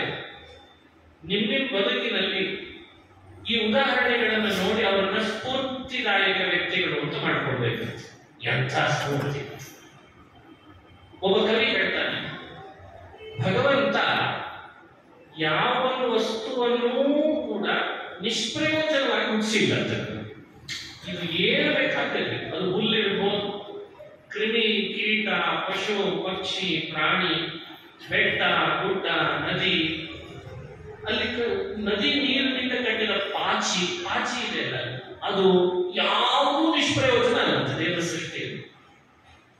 ಎಷ್ಟರ ಮಟ್ಟಿಗೆ ಅವನು ಹೇಳ್ತಾನೆ ಕವಿ, ನಕಿಮಪಿ ನಿಷ್ಪ್ರಯೋಜನಂ ಅಸ್ತಿ ಅಸ್ಮಿನ್ ಪ್ರಪಂಚ ಅಂತ. ಯಾವೊಂದು ನಿಷ್ಪ್ರಯೋಜನವಾದದ್ದಿಲ್ಲ. ಮತ್ತೇನು ಹಾಗಾದ್ರೆ? ಒಂದಲ್ಲ ಒಂದು ಅದ್ಭುತವಾದ ಪ್ರಯೋಜನಕಾರಿಯಾದದ್ದೇ ದೇವರು ಸೃಷ್ಟಿ ಮಾಡಿದ್ದಾನೆ ಅಂತ ಹೇಳ್ತಾರೆ. ಇದನ್ನು ಅರ್ಥೈಸ್ಕೊಂಡು ಬಿಟ್ರೆ ಮನುಷ್ಯನ ಕಣ್ಣು ತೆರೀತದೆ. ಮೇಲಿನ ಕಣ್ಣು ಯಾವಾಗಲೂ ತೆರೆದೇ ಇರ್ತದೆ. ನಮ್ಮದು ಒಳಗೊಂದು ಕಣ್ಣಿದೆ. ಆ ಒಳಗಣ್ಣನ್ನು ತೆರೆದು ನೋಡ್ಲಿಕ್ಕೆ ಶುರು ಮಾಡಿದ್ರೆ ಎಲ್ಲ ಅದ್ಭುತವೇ ಕಾಣಿಸ್ತದೆ. ಎಲ್ಲ ಹಚ್ಚ ಹಸಿರು, ಆಕಾಶದ ನೀಲಿ ಅಂತ ನೀಲಿ, ಎಲ್ಲಿ ನೋಡ್ತೀರೋ ಒಳ್ಳೆಯದೇ ಕಾಣಿಸ್ತದೆ. ನಾವು ಮಾನಸಿಕವಾಗಿ ಕುಗ್ಗಿದ್ದೇವೆ. ಆವಾಗ ನಮಗೇನಾಗ್ತದೆ, ತುಂಬಾ ಸಣ್ಣ ವಿಷಯಗಳಿಂದ ಕುಗ್ತೇವೆ, ಸಣ್ಣವ್ರ ಜೊತೆಗೆ ಸೇರ್ತೇವೆ. ಅವಾಗ ಏನಾಗ್ತದೆ ಅಂದ್ರೆ ಏನು ನೋಡಿದ್ರು ಕೆಟ್ಟದ್ದೇ ಕಾಣಿಸ್ಲಿಕ್ಕೆ ಶುರು. ಚಾಡಿಗಳು, ಬೈಯೋದು, ಆಡ್ಕೊಳ್ಳೋದು, ಅವರನ್ನ ಇವರನ್ನ ಏನೋ ಛೇಡಿಸೋದು, ಅಂತೂ ಇಂಥ ಸಣ್ಣ ಚೀಪ್ ಮೆಂಟಾಲಿಟಿಗಳನ್ನ, ತುಂಬಾ ಸಣ್ಣ ಮಟ್ಟದ ಯೋಚನೆಗಳನ್ನು ಹೆಚ್ಚು ಬೆಳೆಸಿ ನಾವು ಹಾಳಾಗಿ ನಮ್ಮ ಜೊತೆಗಿದ್ದವರು ಹಾಳು ಮಾಡಿ 2 ದಿನದ ಸಂಸಾರದೊಳಗೆ ಅವ್ರ ಮುಖ ಇವ್ರು ನೋಡೋ ಹಾಗಿಲ್ಲ, ಇವ್ರ ಮುಖ ಅವ್ರು ನೋಡೋ ಹಾಗಿಲ್ಲ. ಎಲ್ಲ ಬೇಕಿಲ್ಲ ಅಂತಂದ, ಇದು ಬೇಕಿಲ್ಲ, ಇವನ್ನ ಪರಿತ್ಯಜಿಸಲಿ. ನೋಡ್ಬೇಕಾದದ್ದು, ಕೇಳಬೇಕಾದದ್ದು ಬಹಳ ಇದೆ, ಪಡಿಬೇಕಾದದ್ದು ಬಹಳ ಇದೆ, ಪಡಿಲಿಕ್ಕೆ ಅವಕಾಶ ಇದೆ, ಸಾಮರ್ಥ್ಯ ಇದೆ. ದೇವರು ಕೊಟ್ಟು ಕಳಿಸಿದ್ದಾನೆ ನಮ್ಮ ನಿಮಗೆಲ್ಲ. ಆಲೋಚನೆಯನ್ನ ಬದಲಾಯಿಸಿಕೊಳ್ಳಿ, ಆ ದಾರಿಯಲ್ಲಿ ಹೋಗೋ ಪ್ರಯತ್ನ ಪಡ್ರಿ. ಇದು ನಮ್ಮ ಹಿತೋಪದೇಶದಲ್ಲಿ ಹಿಂದಿನವರು ಹೇಳಿಕೊಡ್ತಾ ಇದ್ದಂತಹ ಮಾತುಗಳು. ಇದು ಒಂದನ್ನು ನೋಡಿದೆ. ಹಿಂದಿನವರ ಹಿತೋಪದೇಶಗಳೆಲ್ಲ ವೇದದ ಮೂಲಕ ಬರ್ತಿತ್ತ. ಈ ವಿದುರ ನೀತಿ ಇದೆ. ವಿದುರ ನೀತಿ 14 ಅಂಶ. ವಾಸ್ತವಿಕ ವಿದುರ ನೀತಿಯ ಮೂಲ ಗ್ರಂಥ ಯಾವುದು ಅಂದ್ರೆ ಬೃಹಸ್ಪತ್ಯಾಚಾರ್ಯರು ಗ್ರಂಥ ವಿದುರ ನೀತಿ. ಅದು ಮೂಲ. ಅದರ 14 ಅಂಶ ಮಾತ್ರ ವಿದುರನಿಗೆ ಬರ್ತದೆ. ಹಾಗಾದ್ರೆ ಮೂಲ ಎಲ್ಲ ಬೃಹಸ್ಪತಿ. ಬೃಹಸ್ಪತಿಗೆ ಎಲ್ಲಿಂದ ಬರ್ತಿದ್ದೀವೆಲ್ಲ? ಎಲ್ಲ ವೇದವನ್ನು ಆಶ್ರಯಿಸಿ ಮನುಷ್ಯನ ಪ್ರತಿ ಗುಣಗಳನ್ನ ಹಾಗೂ ದೋಷಗಳ ಪರಿಹಾರವನ್ನ ವೇದಗಳು ಅಲ್ಲದಲ್ಲಲ್ಲಿ ನಮಗೆ ಅದನ್ನು ಹೇಳ್ಕೊಟ್ಟಿದೆ. ಹಿಂಗಿರು, ಹಿಂಗಿರಬೇಡ, ಈ ಗುಣ ನಿನ್ನಲ್ಲಿ ಬರಲಿ, ಈ ಗುಣ ನಿನ್ನಲ್ಲಿ ಬರೋದು ಬೇಡ, ಅದೆಲ್ಲ ಮ್ಯಾನೇಜ್ ಮಾಡಿದೆ, ಚೆನ್ನಾಗಿ ಮ್ಯಾನೇಜ್ ಮಾಡಿ. ನೋಡಿ, ಸುಮ್ಮನೆ ಒಂದು ವೇದ ಮಂತ್ರದ ಅಭಿಪ್ರಾಯ ನೀವು ಹಂಚಿಕೊಳ್ತೇವೆ. ಇದು ನೀವು ಕೇಳಿರ್ಬೋದು, ಬಹಳ ಪ್ರಸಿದ್ಧವಾದ ಮಂತ್ರ. ಪೂರ್ಣ ಮಂತ್ರ ಬೇಡ, ಅದರ ವಿಷಯ ಏನು ಅಂತ ಹೇಳಿರ್ತೇನೆ. ಅದು ನಮ್ಮನ್ನು ಹೇಗೆ ತಿದ್ದುಪಡಿ ಮಾಡ್ತದೆ, ಅದು ನಮ್ಗೆ ಆಗ್ತಾ ಬಂತು, ಅದು ಎಷ್ಟು ಹಿತೋಪದೇಶ ಮಾಡ್ತದೆ. ಯಾವತಿ ವೈ ದೇವತಾ, ಇದೊಂದು ವೇದ ಮಂತ್ರ. ವೇದ ವಿಧಿ ಬ್ರಾಹ್ಮಣೇ ವಸಂತಿ, ಇದೆಲ್ಲ ಮಂತ್ರಗಳಲ್ಲಿ ನೀವು ನೋಡ್ತೀರಿ. ಏತಾಹ ಏವ ದೇವತಾ ಪ್ರೀಣಾತಿ ನಾಶ್ಲೀಲಂ ಕೀರ್ತಯೇತ್, ಇದು ವೇದ ಮಂತ್ರ. ಮನೆಯಲ್ಲಿ ಶ್ರಾದ್ದ ಮಾಡಿಸ್ಲಿಕ್ಕೆ ಯಾರಾದ್ರೂ ಬಂದಿದ್ರೆ ನೀವು ಗಮನಿಸಿದ್ರೆ ಈ ಮಂತ್ರ ಹೇಳಲೇಬೇಕಾದ. ಈ ಮಂತ್ರ ಹೇಳಿದ್ರೆ ಶ್ರಾದ್ದದಲ್ಲಿ ಉಪಾಯ ಇಲ್ಲ. ಶ್ರಾದ್ದದಲ್ಲಿ ಬರ್ತದೆ ಅಂದ್ಕೊಳ್ಳಿ, ಈ ಮಂತ್ರವನ್ನು ನಾವು ಕೇಳುವಾಗ ಅಂದ್ಕೊಳ್ಬೇಡ್ರಿ. ಇದೆಲ್ಲ ವಿಪರ್ಯಾಸ.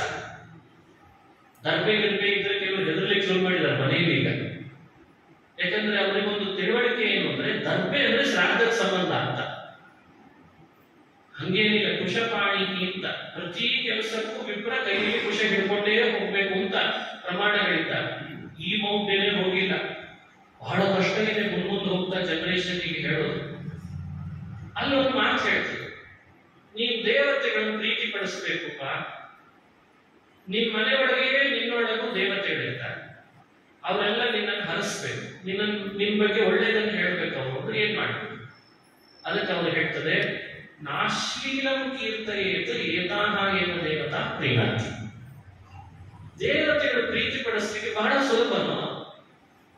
ಮನೆಗೆ ಒಳ್ಳೆ ವೇದ ತಿಳಿದ ಒಳ್ಳೆ ಜ್ಞಾನಿಗಳನ್ನು ಬಂದಾಗ ಬರಮಾಡಿಕೊಂಡಾಗ ಅವರ ಜೊತೆಯಲ್ಲಿ ನಿನ್ನ ಕಾನ್ವರ್ಸೇಷನ್ ಹೇಗಿರ್ಬೇಕು ಅಂದ್ರೆ ಒಂದು ಶಬ್ದವು ನಿನ್ನ ಮಾತೊಳಗೆ ಅಶ್ಲೀಲವಾದ ಸೇರಿಸ್ಕೊಳ್ಬಾರ್ದು. ಯಾರಾದ್ರೂ ಅಭ್ಯಾಸ ಮಾಡಿದ್ರೆ ನಾನು ಅದಕ್ಕೆ ಹೇಳ್ತೀನಿ, ವೇದದಲ್ಲಿ ಒಂದು ಅದ್ಭುತವಾದ ಶಕ್ತಿ ಇದೆ, ಒಂದೊಳ್ಳೆ ಬೋಧನೆ ಇದೆ, ಹಿತೋಪದೇಶ ಇದೆ. ದಿನಾ ನಮ್ಮ ಮನೆ ಒಳಗೆ 10 ರಿಂದ 20 ನಿಮಿಷ ಒಂದು ಪ್ರಾಕ್ಟೀಸ್ ಮಾಡೋಣ ಸಾಕು. ನನ್ನ ಬಾಯಲ್ಲಿ ಒಂದು ಅಶ್ಲೀಲ ಶಬ್ದ ಬಂದೇ ಇರೋ ಹಾಗೆ ನಾನು ಪ್ರಾಕ್ಟೀಸ್ ಮಾಡ್ತೇನೆ. ಉತ್ತರ ಕರ್ನಾಟಕದಲ್ಲಿ ಫ್ಯಾಷನ್ ಆಗಿಬಿಟ್ಟಿದೆ. ಆಮೇಲೆ ಅದನ್ನು ಹೆಮ್ಮೆಯಿಂದ ಹೇಳ್ಬೋತಾರೆ, ನಮ್ಮಲ್ಲಿ ಅದು ಅಡ್ಜೆಕ್ಟಿವ್ ಅಂತಾರೆ. ಇದೇನು ಪ್ರತಿಷ್ಠೆ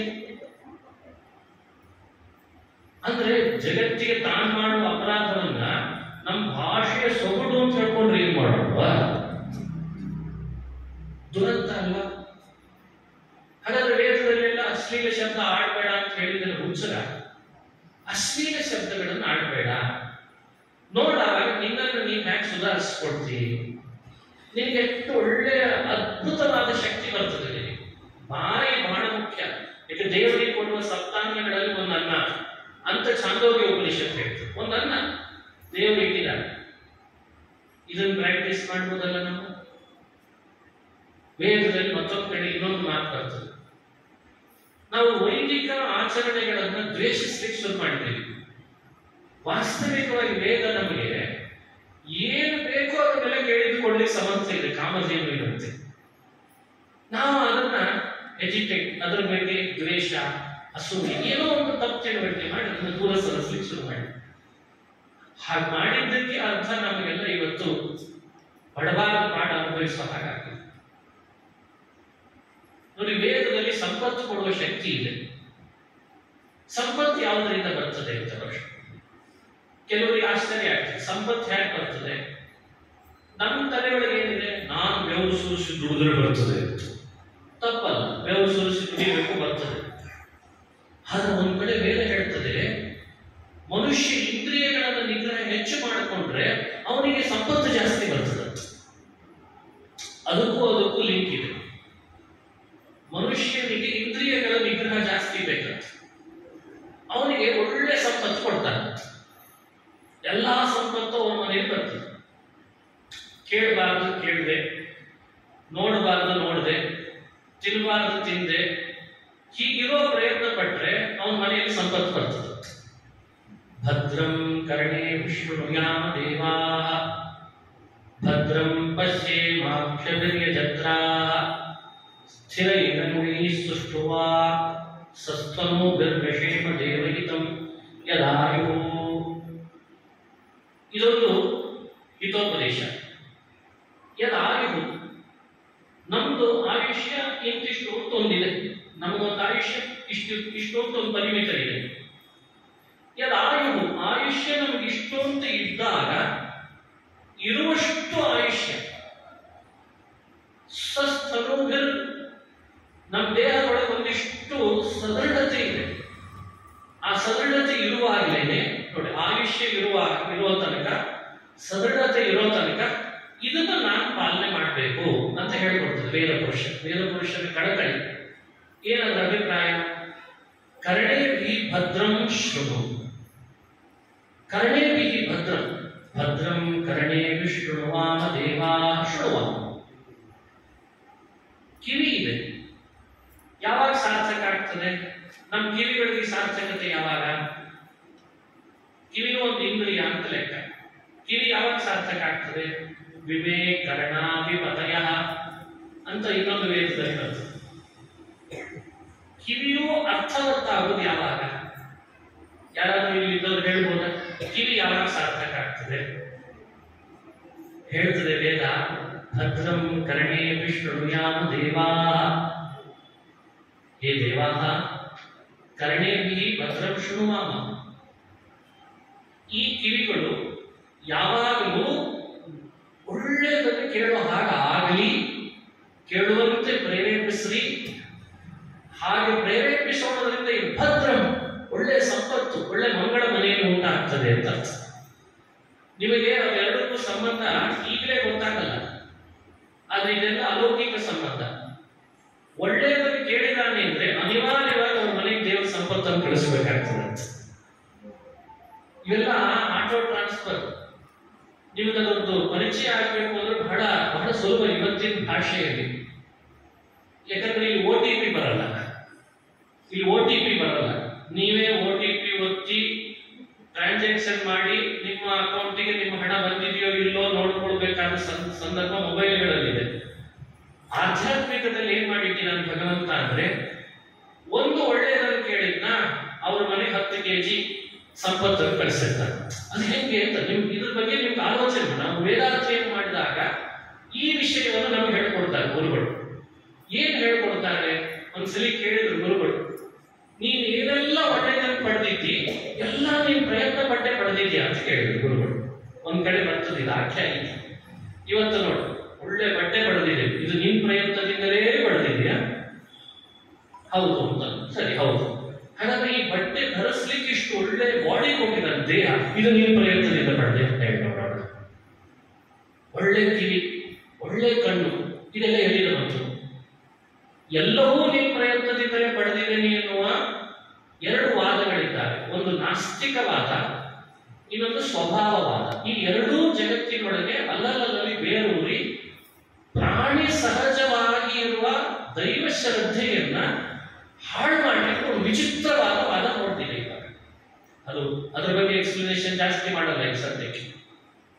ಮನುಷ್ಯ ತಾನು ಪ್ರಯತ್ನ ಪಟ್ಟೆ ಎಲ್ಲವನ್ನೂ ಪಡೆಯೋದು ಅಂತ ಯಾಕೆ ಬೇಕು ಬೇರೆಲ್ಲ? ಅದಕ್ಕೆ ವೇದ ಹೇಳುತ್ತದೆ, ಎಲ್ಲ ನಿನ್ನ ಪ್ರಯತ್ನದಿಂದ ಪಡೀಲಿಕ್ಕೆ ಸಾಧ್ಯನೇ ಇಲ್ಲ. ಗಾಳಿ, ನೀರು, ಅದನ್ನು ಅನುಭವಿಸಲಿಕ್ಕಿರುವಂತಹ ನಿನ್ನ ದೇಹದೊಳಗಿರುವ ಇಂದ್ರಿಯ ಎಲ್ಲ ನಿನ್ನ ಪ್ರಯತ್ನದಿಂದ ಬಂದಿಲ್ಲ. ಮೋಸ, ನಿನ್ನ ಪ್ರಯತ್ನದಿಂದ ಬಂದಿದೆ ಅಂತ ಸುಳ್ಳು ಹೇಳಿದಾಗ. ಹಾಗಾದ್ರೆ ಯಾರೋ ಒಬ್ಬ ಕೊಡ್ತಿದ್ದಾನೆ, ಆ ಕೊಡ್ತಿರೋದ್ರ ಹಿಂದೆ ವಿಶೇಷವಾದ ಶಕ್ತಿ ಇದೆ ಅವನಿಗೆ. ಏನ್ ಮಾಡ್ತಾನೆ? ಒಂದು ವ್ಯವಸ್ಥೆ ಹಾಕೊಂಡಿಲ್ಲ, ಒಂದು ಸಿಸ್ಟಮ್ ಮಾಡಿಲ್ಲ. ಏನ್ ಸಿಸ್ಟಮ್ ಅಂದ್ರೆ, ಯಾರೆಲ್ಲ ಒಳ್ಳೇದನ್ನು ಕೇಳ್ತಾನೆ ಅವನ ಮನೆಗೆ ಇಷ್ಟು ಒಳ್ಳೇದನ್ನು ಕಳಿಸ್ಬೇಕು, ಯಾರೆಲ್ಲ ಒಳ್ಳೇದನ್ನು ನೋಡ್ತಾನೆ ಅವನ ಮನೆಗೆ ಇಷ್ಟು ಒಳ್ಳೇದನ್ನು ಕಳಿಸ್ಬೇಕು, ಸಿಸ್ಟಮ್ ಹಾಕೊಂಡಿದ್ದಾನೆ. ಅದೇ ಬೇರೆ ಹೇಳ್ತಾರೆ, ಭದ್ರಂ ಕರ್ಣೇ ವಿಷ್ಣುವಾಮ ದೇವಾ ಶೃಣುಯಾಮ ದೇವಾ. ವೇದದಲ್ಲಿ ಶೃಣುಯಾಮ ದೇವಾ. ಹೇ ದೇವಾ ಕರ್ಣೇಭಿ ಭದ್ರಂ ಶೃಣು ಅಕ್ಷಭಿ ಹೇ ಯಜತ್ರಾಹ.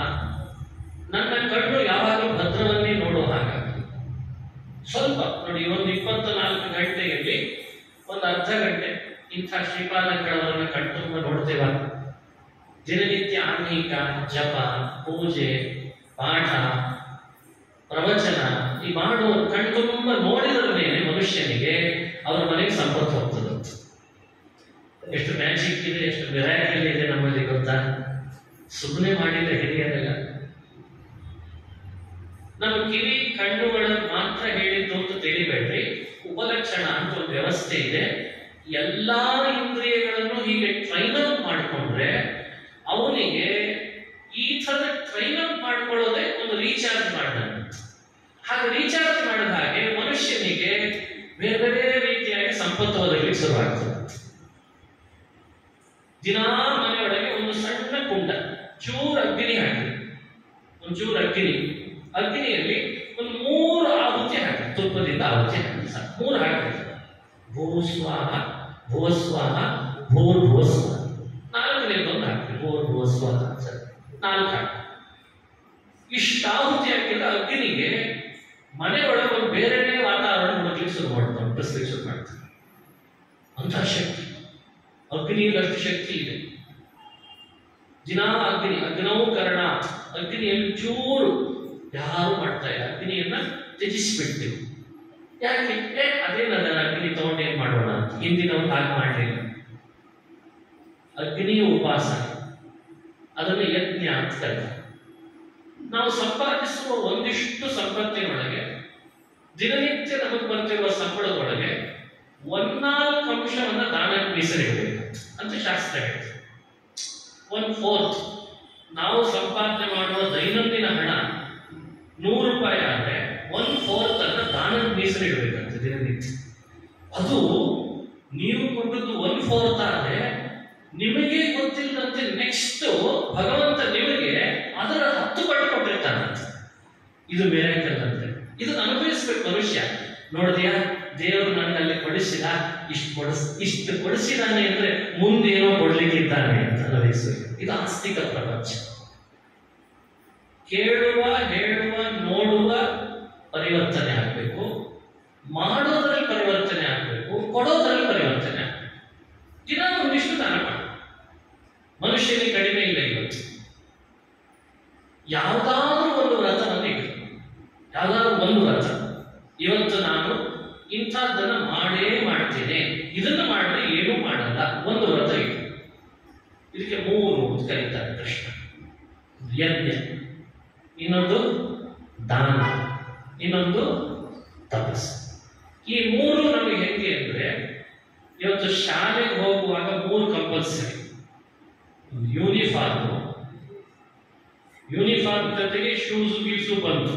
ಯೂನಿಫಾರ್ಮ್, ಕುತ್ತಿಗೆ ಬಂದು ಹಾಕ್ತಾರಲ್ಲ ಟೈ, ಅದು ಕೈ ಕಾಲು ಸೇರಿಸಿ ಜಡದಿರ್ತಾರಲ್ಲ, ಊರಿಗೆ ಹಾಕೊಂಡ ಹಾಗೆ ಅದೊಂದು. ಇನ್ನೊಂದು ಟೊಂಕಕ್ಕೆ ಕಟ್ತಾರಲ್ಲ. ಈ 3 ಇಲ್ಲದೆ ಇದ್ರೆ ಶಾಲೆಗೆ ಸೇರ್ಸಲ್ಲ, ಹೌದಾ? 3 ಬೇಕೇ ಬೇಕು. ಹಾಗೆ ಆಧ್ಯಾತ್ಮಿಕ ಶಾಲೆಯಲ್ಲಿ ನಮಗೆಲ್ಲ ದೇವರು ಕೊಟ್ಟ ಒಂದು ಯೂನಿಫಾರ್ಮ್ ಏನು ಅಂದ್ರೆ ಯಜ್ಞ, ದಾನ, ತಪಸ್ಸು. ಇದನ್ನು ನಾವು ಬಿಡ ಹಾಗೆ. ಇದು ಹಿತೋಪದೇಶ. ಇದು ಕೂಡ ಉಪನಿಷತ್ನಲ್ಲಿ ಬಂದದ್ದನ್ನೇ ಕೃಷ್ಣ ಗೀತೆಯಲ್ಲಿ ಹೇಳ್ತಾರೆ. ಇಂಥ ಹಿತೋಪದೇಶಗಳನ್ನು ನಾವು ದಿನೇ ದಿನೇ ಕೇಳುವ ವ್ಯಸನ ಬೆಳೆಸಿಕೊಂಡು ನಮ್ಮ ಬದುಕಿನಲ್ಲೂ ಸಾಧ್ಯವಾದಷ್ಟು ಅಳವಡಿಸ್ಕೊಳ್ತಾ ಬಂದ್ರೆ ಒಂದು ಎತ್ತರದ ಮಟ್ಟವನ್ನು ಚೆನ್ನಾಗಿ ನಾವು ಮುಟ್ಲಿಕ್ಕೆ ಸಾಧ್ಯ ಆಗ್ತದೆ.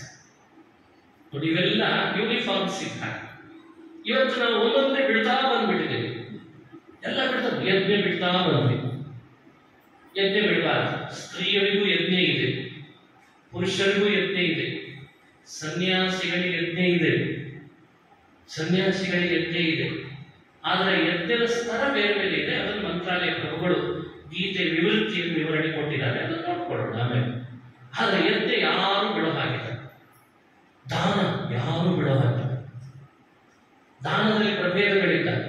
ಯಾರೋ ಕೇಳಿದ್ರು, ಆಚಾರ್ಯ ನಮಗೆ ಹಣ ಇಲ್ಲ, ನೀವು ದುಡ್ದಿದ್ರೆ ಬೇರೆಯವ್ರಿಗೆ ಕೊಡ್ರಿ ಅಂದ್ರಲ್ಲ, ದಿನ ನಮಗಾಗಲ್ಲ. ನಾನು ಕೇಳಿದೆ, ದಾನ ಅಂದ್ರೆ ಹಣನೇ ದಾನ ಅಂತ ಯಾಕೆ ಅನ್ಕೊಂಡಿದ್ದೀರಿ? ಹಣನೇ ದಾನ ಅಲ್ಲ. ದೇವರು ಎಷ್ಟು ಸೂಕ್ಷ್ಮ ಅಂದ್ರೆ ನಮ್ಮನ್ನ ಸೃಷ್ಟಿ ಮಾಡುವಾಗಲೇ ಎಂಥ ಅದ್ಭುತ ಭಗವಂತ ಅಂದ್ರೆ ನಮ್ಮಿಂದ ನಾಲ್ಕು ಜನರಿಗೆ ಉಪಕಾರ ಆಗಲಿಕ್ಕೆ ಬೇಕಾದದ್ದು ಕೊಡುವ ಶಕ್ತಿಯನ್ನು ನಮ್ಮೊಳಗೆ ಇಟ್ಟೇ ಸೃಷ್ಟಿ ಮಾಡಿರ್ತಾರಂತೆ. ಹೌದು, ಆ ಕಡು ಬಡವ ದೇಹದಿಂದ ದಷ್ಟಪುಷ್ಟ ಇದ್ದಾನೆ. ಕಡು ಬಡವ ಅವನು ದೇಹದಿಂದ ದಷ್ಟಪುಷ್ಟ ಮಾಡಿರ್ತಾನೆ.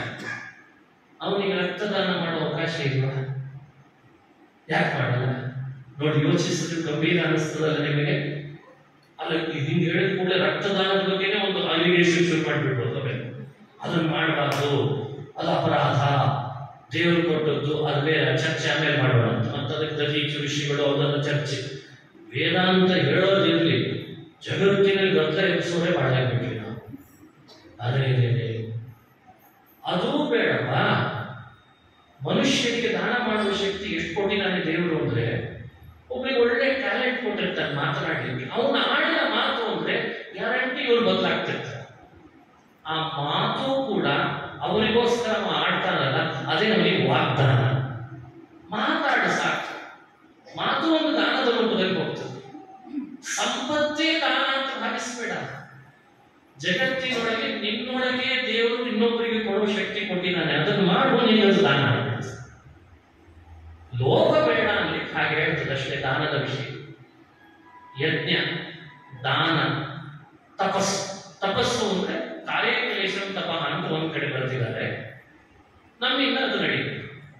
ದೈಹಿಕವಾಗಿ ಮನುಷ್ಯ ಬನ್ರಿ, ದೈಹಿಕವಾಗಿ ಮನುಷ್ಯ ಒಂದಿಷ್ಟು ದೇಹವನ್ನ ಹೆಚ್ಚು ಭೋಗದಲ್ಲಿ ವಿನಿಯೋಗ ಮಾಡಬಾರ್ದು.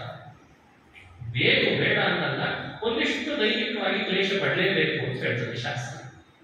ದೈಹಿಕವಾಗಿ ಕ್ಲೇಶ ಪಡದೇ ಇದ್ರೆ ನಮ್ಮೂರ ಭಾಷೆ ಈ ವಿಷಯದಲ್ಲಿ ಮಾಡಿ ಚಂದ. ನಮ್ಮಲ್ಲಿ ದುಡಿದೇ ತಿರ್ಬೇಕು ಅನ್ನೋದು ಬಹಳ. ಅದಕ್ಕೆ ಬೈಕೊಂದು ಬೈಗಡೆ ಏನಿಟ್ಟು ಮೈಗಳ್ಳ ಆಗ್ತಿರ್ತೀವಿ. ಎಷ್ಟು ಚಂದ ನೋಡ್ರಿ. ಇಂಥ ಬೇಕಾದ್ರೆ ಅರ್ಜೆಂಟಿ ಒಂದು ಇಟ್ಟು ಚಪಾಡಿ ತರ್ತೀರ. ಎಂಥ ಅದ್ಭುತ ಮೈಗಳ್ಳ. ಎಲ್ಲ ಉಚಿತ ಬೇಕು ಅಂತೀವಿ ನಾವು. ಎಲ್ಲ ಉಚಿತ, ಎಲ್ಲ ಉಚಿತ. ಏನು ಮಾಡಿದ್ರು ಮನುಷ್ಯನಿಗೆ ಉಚಿತ ಅಂತ, ಅದು ಬೇಡ ಅಂತ ಶಾಸ್ತ್ರ. ಅದು ಮೈಗಳ್ಳ ಆಗಬೇಡ. ದೈಹಿಕವಾಗಿ ಕ್ಲೇಶ ಕೊಟ್ಟು ಆ ದೇಹವನ್ನು ಹೆಚ್ಚು ಸವಿಸು, ವ್ರತದಿಂದ ಸವಿಸು, ಉಪವಾಸದಿಂದ ಸವಿಸು ಅಂಥೇಳಿ ಇನ್ನೊಬ್ಬರಿಗೆ ಅಧೀನ ಆಗಬೇಡ. ಇದು ಎಚ್ಚರಿಕೆ ಹೇಳಬೇಕೀಗ. ಈಗ ಸವಿಸು ಸವಿಸು ಅಂತ ಪದೇ ಪದೇ ಹೇಳಿರ್ತಾರಲ್ಲ, ಆಚಾರ್ಯ ನೀವು ಹೇಳಿದ್ರಿ ಮತ್ತು ನಾನು ನಾಳೆ ಉಪವಾಸ ಮಾಡಿದೆ, ನಮ್ಮ ಮನೆಯವರೆಲ್ಲ ಬೈಲಿಕ್ಕೆ ಶುರು ಮಾಡಿದ್ರು ಅಂತ. ಯಾಕೆ ಅಂದ್ರೆ ಮೊದಲು ಮಾಡ್ತಿರೋ ಕೆಲಸನೂ ಮಾಡ್ಲಿಕ್ಕೆ ಶುರು ಮಾಡಲ್ಲ, ಮಲ್ಕೊಂಡ್ಬಿಡ್ತಾರೆ. ಉಪವಾಸ ಮಾಡ್ಬೇಕಲ್ಲ, ನೀವು ಹೇಳಿದ್ರೆ ಉಪವಾಸ ಮಾಡಿದೆ ಅಷ್ಟೇ. ಅರೇ ಮಾರಾಯ, ಉಪವಾಸ ಬಿಟ್ಟರು ಅಡ್ಡಿ ಇಲ್ಲ, ಮನೆ ಕೆಲಸ ಮಾಡು ಅಂತ ಹೇಳಿ. ಈಗ ಏನಾಗಿದೆ, ವೇದಾಂತ, ಭಾಗವತ, ಭಾಗವತ ಧರ್ಮಗಳು, ಉಪನ್ಯಾಸ, ಉಪದೇಶಗಳು ಮನುಷ್ಯರಿಗೆ ಧರ್ಮದ ಬೋಧನೆ ಹೆಸರಿನಲ್ಲಿ ಮನೆ ಕೌಟುಂಬಿಕ ಸ್ವಾಸ್ಥ್ಯವನ್ನ, ದೈಹಿಕ ಸ್ವಾಸ್ಥ್ಯವನ್ನ ಕೆಡಿಸೋ ಹಾಗಾದ್ರೆ ಅದ್ಯಾವ ಸೀಮೆ ಧರ್ಮ ಅಂತ ಶುರುವಾಗಿದೆ ಅಲಿಗೇಷನ್ಸ್. ಅಂದೇ ಹೇಳಿಲ್ರಿ ನಾನು, ಜುಗುಪ್ಸಿತಂ ಧರ್ಮ ಕೃತೇನು ಶಾಸನಂ ಸ್ವಭಾವ ರಕ್ತ ಸ್ಪರ್ಶ ಹೇಳಿದ್ದಾರೆ. ಜುಗುಪ್ಸಿತಂ ಧರ್ಮ ಕೃತೇನು ಶಾಸನ. ದೊಡ್ಡ ಧರ್ಮ ಯಾವುದು? ನಾವು ಇನ್ನೊಬ್ಬರಿಗೆ ಅಧೀನ ಆಗದೇ ಇರೋ ಹಾಗೆ ನಮ್ಮ ಕರ್ಮಾನುಷ್ಠಾನಗಳನ್ನು ನಿರಂತರ ನಡೆಸೋದೇ ದೊಡ್ಡ ಧರ್ಮ, ದೊಡ್ಡ ತಪಸ್ಸು. ಒಬ್ಬ ಕವಿ ಕೇಳ್ಕೊಂಡಿಲ್ವೇ, ಅದು ಶಾಸ್ತ್ರವೂ ಹೌದು. ನನ್ನ ಬದುಕಿನಲ್ಲಿ ಎರಡನ್ನು ಕೊಡ್ರಿ ಅಂತಂತಾರೆ. ಎರಡು ಯಾವುದು? ಅನಾಯಾಸೇನ ಮರಣ ವಿನಾದೈನೇನ ಜೀವನ. ಎರಡು ಬೇಕಂತ. ಆಯಾಸ ಪಡದೇನೆ ಸಾಯಬೇಕು, ದೈನ್ಯಕ್ಕೊಳಗಾಗದೇನೆ ಜೀವನ ನಡೆಸಬೇಕು. ಎಲ್ಲ ಬೋಧನೆಗಿಂತ ಈ ಬೋಧನೆ ಬಹಳ ಮುಖ್ಯ ನಮಗೆ ಇವತ್ತು. ಅದು ಅತ್ತೆ ಇರ್ಬೋದು, ಸೊಸೆ ಇರ್ಬೋದು, ಮಗ ಇರ್ಬೋದು, ಮಗಳಿರ್ಬೋದು, ಅದು ಯಾರೇ ಇರ್ಬೋದು, ಅದು ಯಾರೇ ಇರಲಿ, ಅದು ಗುರು ಇರ್ಬೋದು, ಶಿಷ್ಯ ಇರ್ಬೋದು, ಇನ್ನೊಬ್ಬರಿಗೆ ಕೈ ಚಾಚೋ ಹಾಕಾಗ್ತದೆ, ಪರಾಧೀನ ಆಗ್ತದೆ. ದೈಹಿಕವಾಗಿ ಮನುಷ್ಯ, ಧನದಿಂದಲೂ ಮನುಷ್ಯ ಇನ್ನೊಬ್ಬರಿಗೆ ಅಧೀನ ಆಗ್ತದೆ. ಸ್ವಾವಲಂಬಿ ಆಗಬೇಕು. ಎಷ್ಟೇ ವಯಸ್ಸ, ಇದು ದೊಡ್ಡ ಬೋಧನೆ ನಮಗೆ ಹಿರಿಯರು ಕೊಟ್ಟದ್ದು. ಎಷ್ಟು ಒಳ್ಳೊಳ್ಳೆ ಉಪದೇಶ ಮಾಡಿದ್ದಾರೆ ನೋಡಿ ಜೀವನದಲ್ಲಿ. ಈಗ ಧರ್ಮದ ಹೆಸರಿನಲ್ಲಿ ನಾವು ಇನ್ನೊಬ್ಬರಿಗೆ ಅಧೀನ ಹೆಸರು ಮಾಡಿದ್ವಿ. ಉಪವಾಸವೋ, ವನವಾಸವೋ, ವ್ರತವೋ, ನಿಯಮವೋ, ಅದನ್ನು ನಾವು ನಮ್ಮ ದೇಹವನ್ನು ಶಿಥಿಲಗೊಳಿಸ್ಕೊಳ್ಳಿಕ್ಕೆ ಹೇಳಿದ್ದಾರೆ ಅಂತ ಹೇಳಿ ಹಣ್ಣು ನೀರ್ಗಾಯ ಮಾಡಿ ದೇಹವನ್ನ ಮನದಿಲ್ಲದ ಪಾರಣೆಗೂ ಕೂಡ ಇನ್ನೊಬ್ರು ಬೇಕು ಅನ್ನೋ ಒಂದಾದರೆ ಇದು ಏನು ಸಮಸ್ಯೆ? ಮಾಡಿದ್ದೆಲ್ಲ ವೇಸ್ಟ್ ಆಗಲ್ವೇ? ಸ್ವಲ್ಪ ಮ್ಯಾನೇಜ್ ಮಾಡ್ಬೇಕಿದನ್ನು. ದೈನ್ಯಕ್ಕೂ ಒಳಗಾಗಬಾರ್ದು, ಇನ್ನೊಬ್ಬರನ್ನು ಅವಲಂಬಿಸಲೂಬಾರ್ದು, ತಪಸ್ಸು ಮಾಡಿ. ಯಜ್ಞ, ದಾನ, ತಪಸ್ಸು, ತ್ರೀಣಿ ನತ್ಯಾಜ್ಯಂ, ಈ ಮೂರನ್ನು ಬಿಡಲೇಬಾರ್ದು. ಆವಾಗಲೇ ಹೇಳಿದಂತೆ ಒಂದು ಯೂನಿಫಾರ್ಮು, ಒಂದು ಐ ಕಾರ್ಡು, ಇನ್ನೊಂದು ಟೊಕ್ಕಕ್ಕೆ ಹಾಕೊಂಡಂತ ಬೆಲ್ಟ್. ಆಧ್ಯಾತ್ಮಿಕ ಶಾಲೆಯಲ್ಲಿ ಇದು ದೊಡ್ಡ ಪ್ರವೇಶ ಮಾಡಲಿಕ್ಕೆ ಯೂನಿಫಾರ್ಮು ಅಂತ ನಾವು ಭಾವಿಸಬೇಕು. ಹೀಗೆ ಒಂದಿಷ್ಟು ಹಿತೋಪದೇಶಗಳ ಮಾತು ವೇದಗಳಲ್ಲಿ, ಉಪನಿಷತ್ತು, ಸುಭಾಷಿತಗಳಲ್ಲಿ ಬಂದದ್ದನ್ನು ಹೇಳೋ ಪ್ರಯತ್ನ ಮಾಡಿದ್ದೇನೆ. ಇದರಿಂದಲೇ ಪೂಜ್ಯ ಶ್ರೀಪಾದಂಗಳವರು ಈ ಸಮಯವನ್ನು ನನಗೋಸ್ಕರ ಅಂತ ಮೀಸಲು ಮಾಡಿ ಅನುಗ್ರಹಿಸಿದ್ದಾರೆ. ನೀವು ಹೇಳಿದ್ರಿ ಅಂತ ನನ್ನ ಮೇಲೆ ಅಭಿಮಾನ, ಅಂತಃಕರಣ, ನನಗೂ ವಾಕ್ಶುದ್ಧಿ ಆಗಲಿ ಅಂತ ಒಂದು 4 ಮಾತುಗಳನ್ನು ಅವರ ಮುಂದೆ ಹೇಳಿದ್ದೇನೆ. ಶ್ರೀಪಾದಂಗಳವರು ರಾಜರ ಪರಂಪರೆಯಲ್ಲಿ ಬಂದಂತಹ ಯತಿಗಳು. ಇಂಥ ಮಾತುಗಳನ್ನು ರಾಜರು ಲಕ್ಷ ಆಡಿಬಿಟ್ಟಿದ್ದಾರೆ. ಇವತ್ತೇನಾದ್ರೂ ನಾನು ಬಾಯ ಬಿಡ್ತಿದ್ದೇನೆ ಅಂದ್ರೆ ಇದರ ಮೂಲ ಸ್ರೋತಸ್ಸು ಅಂದ್ರೆ ರಾಜರ ಮಾತು. ಇಡೀ ತೀರ್ಥ ಪ್ರಬಂಧ ನಾನು ಹಿಂದಿನಿಂದ ಹೇಳ್ತಾ ಇದ್ದೇನೆ. ತೀರ್ಥ ಪ್ರಬಂಧದ ಪ್ರತಿ ಶ್ಲೋಕಗಳನ್ನು ಹಿಂದಿನ ಶ್ಲೋಕ ಹೇಳಿದ್ರೆ ಪೂರ್ಣ ಹೇಳುತ್ತಿದ್ದೇವೆ. ನಮ್ಮ ಗುರುಗಳು ಹಾಗೆ ಹೇಳ್ತಿದ್ರು, ನಮಗೆ ಅಭ್ಯಾಸ ಮಾಡಿಸಿದ್ರು. ಯಾವ ಕ್ಷೇತ್ರ ಬೇಕಾದ್ರೆ ಬರೀ ತೀರ್ಥ ಪ್ರಬಂಧ ಹಾಗೆ ಹೇಳೋ ಅಭ್ಯಾಸ ಮಾಡಬಾರ್ದು. ಅಲ್ಲೊಂದು ಸುಭಾಷಿತ ಇದೆ, ಅದನ್ನು ಕಲಿಬೇಕು ನೀವು ಅಂತ ನಮ್ಗೆ ಯಾವಾಗಲೂ ಹೇಳ್ತಿದ್ರು. ಹಾಗಾಗಿ ಮಾನವ ಸಹಜ ಬೆಳವಣಿಗೆಗೆ, ಏಳಿಗೆಗೆ ಬೇಕಾದ ಅಪೂರ್ವ ಸುಭಾಷಿತಗಳನ್ನ ಒಂದೊಂದು ಶ್ಲೋಕಗಳಲ್ಲಿ ಅನೇಕ ಸುಭಾಷಿತಗಳನ್ನ ಒಳಗೊಂಡು ಒಂದೊಂದು ಶ್ಲೋಕಗಳ ಮೂಲಕವಾಗಿ ನಮಗೆ ಮಾರ್ಗದರ್ಶನ ಮಾಡಿದ್ದು ರಾಜ. ಇವತ್ತಿಗೂ ಮಾಡ್ತಾ ಇದ್ದಾರೆ. ಏನು ಒಂದು ಶ್ಲೋಕ ತಗೊಂಡ್ರೆ ಒಂದು ಪದದಲ್ಲಿ ಅಷ್ಟು ಅದ್ಭುತವಾದ ಮಾರ್ಮಿಕ ಸಂದೇಶ ಇರುತ್ತೆ. ಹರಿ ಕ್ಷೀರಾಂ ಮುಧೇ ಸ್ವೈರಂ ಭವಧರ್ಮ ರಿಪೋರ್ಮನಃ ವಿಹಾರ ಅಹರಹ ಚಿತ್ರ ಚಾರಿತ್ರ ಚತುರ್ವಿಶ್ವ. ಇದೊಂದೇ ಶ್ಲೋಕದಲ್ಲಿ ಎಷ್ಟು ಅದ್ಭುತ ಹೇಳಿದ್ದಾರೆ. ಇದನ್ನು ಬೇರೆ ಬೇರೆ ಆಂಗಲ್ ನಿಂದ ನೋಡ್ತಿರ್ತೀನಿ ನಾನು ಯಾವಾಗಲೂ ಕೂಡ. ಮನುಷ್ಯನಿಗೆ ಏನ್ ಬೇಕು? ರಿಲ್ಯಾಕ್ಸೇಷನ್ ಬೇಕು. ರಿಲ್ಯಾಕ್ಸೇಷನ್ ಮನುಷ್ಯ ಏನ್ ಮಾಡ್ತಾನೆ? ದೊಡ್ಡ ದೊಡ್ಡ ಬೆಟ್ಟ ಗುಡ್ಡಗಳಲ್ಲಿ ಹೋಗಿ ಅದನ್ನು ಹತ್ತಿ ಅದರ ಮೇಲ್ಗಡೆ ಒಂದು ಜೆಂಡ ಇಟ್ಟು ಬರ್ತಾನೆ. ಟ್ರಕ್ಕಿಂಗ್ ಅಂತ ಅದಕ್ಕೆ ಹೆಸರು ಇಟ್ಟಿದ್ದಾರೆ. ಟ್ರಕ್ಕಿಂಗ್. ಕೆಲವರು ಬೈಕ್ ಮೇಲೆ ಹೋಗ್ತಾರೆ, ಸೈಕಲ್ ಮೇಲೆ ಹೋಗ್ತಾರೆ. ಇನ್ನು ಕೆಲವರು ರಿಲ್ಯಾಕ್ಸ್ ಮಾಡ್ಲಿಕ್ಕೆ ಏನ್ ಮಾಡ್ತಾರೆ? ನದಿಗಳಲ್ಲಿ ಹೋಗಿ ಅಲ್ಲೆಲ್ಲ ಒಂದು ಶಿಪ್ಪಿಂಗ್ ಅಂತ ಇಟ್ಟಿದ್ದಾರೆ. ಅದಕ್ಕೊಂದು ಜಾಕೆಟ್ ಹಾಕೊಂಡು ಕೈಯಲ್ಲಿ ಇದನ್ನು ತಗೊಂಡು ಅದನ್ನು ಮಾಡಿಬಿಡ್ತಾರೆ. ಅದು ಅಂತ ಮಾಡ್ತಿದ್ದಾರೆ ಇವತ್ತೆಲ್ಲ ಯೂತ್ಸ್.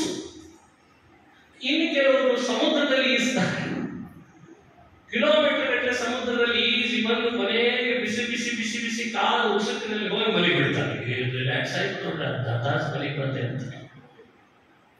ರಾಜರು ಅವತ್ತೇ ಕಂಡುಕೊಂಡ್ರು, ಅವರು ಸಮುದ್ರ ಪ್ರಾಂತದವರು.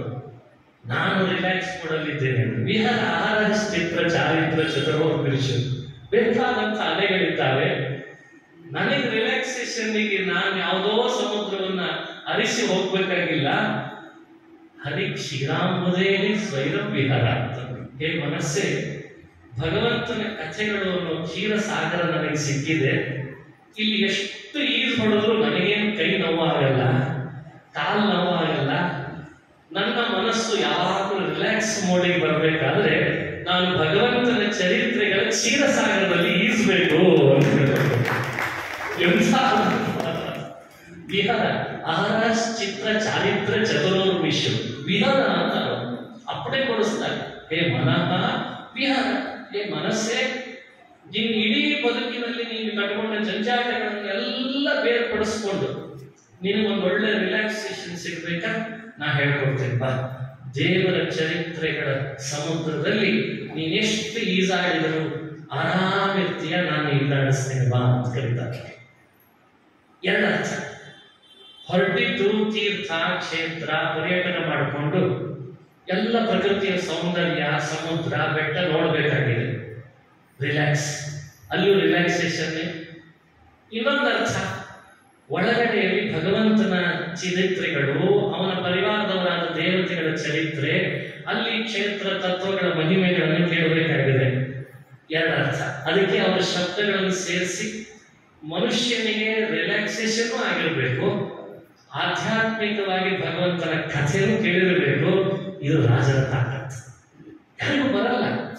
ಪ್ರತಿ ಶ್ಲೋಕ ನೀವು ಕೇಳಿ, ಆ ಪ್ರತಿ ಶ್ಲೋಕದೊಳಗೆ ಈ ಎರಡರ ಅಭಿಪ್ರಾಯ ಒಳಗಡೆ ಇಟ್ಟು ವರ್ಣನೆ ಮಾಡ್ತಾ ಬರ್ತಾರೆ. ಅದ್ಭುತವಾದ ಶಕ್ತಿ, ಕೌಶಲ, ಏನು ಅದ್ಭುತ ಅವರು. ಅವ್ರದೇ ಕೌಶಲವನ್ನು ಸ್ವಲ್ಪ ತಗೊಂಡದಕ್ಕೆ ಜಗನ್ನಾಥದಾಸರು ಏನೆಲ್ಲ ಮಾಡಿಬಿಟ್ರಲ್ವಾ. ವಾದಿರಾಜರ ಕೋಶಕ್ಕೊಪ್ಪುವ ಹರಿಕಥಾಮೃತ ಸಾರ ಅಂತ ಸ್ವಲ್ಪ ತಗೊಂಡ್ರೆ ಇಷ್ಟಿದೆ. ಅಂಥದ್ದು ಆ ಇಡೀ ತೀರ್ಥ ಪ್ರಬಂಧ, ರುಕ್ಮಿಣೀಶ ವಿಜಯ ಅಂತೂ ಅದ್ಭುತ. ಅವೆಲ್ಲ ನಮಗೆ ಸುಭಾಷಿತಗಳೇ, ಹಿತೋಪದೇಶಗಳೇ. ಅವರದೇ ಸನ್ನಿಧಾನ ನಮ್ಮ ವಿಶ್ವವಲ್ಲಭ ತೀರ್ಥ ಶ್ರೀಪಾದಗಳವರಲ್ಲಿ ಇದೆ ಅಂತ ಹೇಳಿದ್ದೇನೆ. ನಾನು ಪ್ರವಚನ ಮಾಡಿದ್ರೆ, ಬರವಣಿಗೆಗಳನ್ನು ಬರೆದ್ರೆ, ಮಾತಾಡಿದ್ರೆ, ಯೋಚಿಸಿದ್ರೆ ನನ್ಗೆ ಯಾವಾಗಲೂ ರಾಜರೇ ಇರಬೇಕು. ಹಾಗಾಗಿ ಶ್ರೀಗಳ ಸನ್ನಿಧಾನದಲ್ಲಿ 4 ಮಾತುಗಳು ಹೇಳಿದ್ರೆ ರಾಜರು ಪ್ರೀತರಾಗ್ತಾರೆ ಅಂತ ಅಭಿಪ್ರಾಯದಿಂದ ತಿಳಿಸಿದ್ದೇನೆ. ಶ್ರೀಕೃಷ್ಣಾರ್ಪಣಮಸ್ತು. ಹರಯೇ ನಮಃ. ಹರಯೇ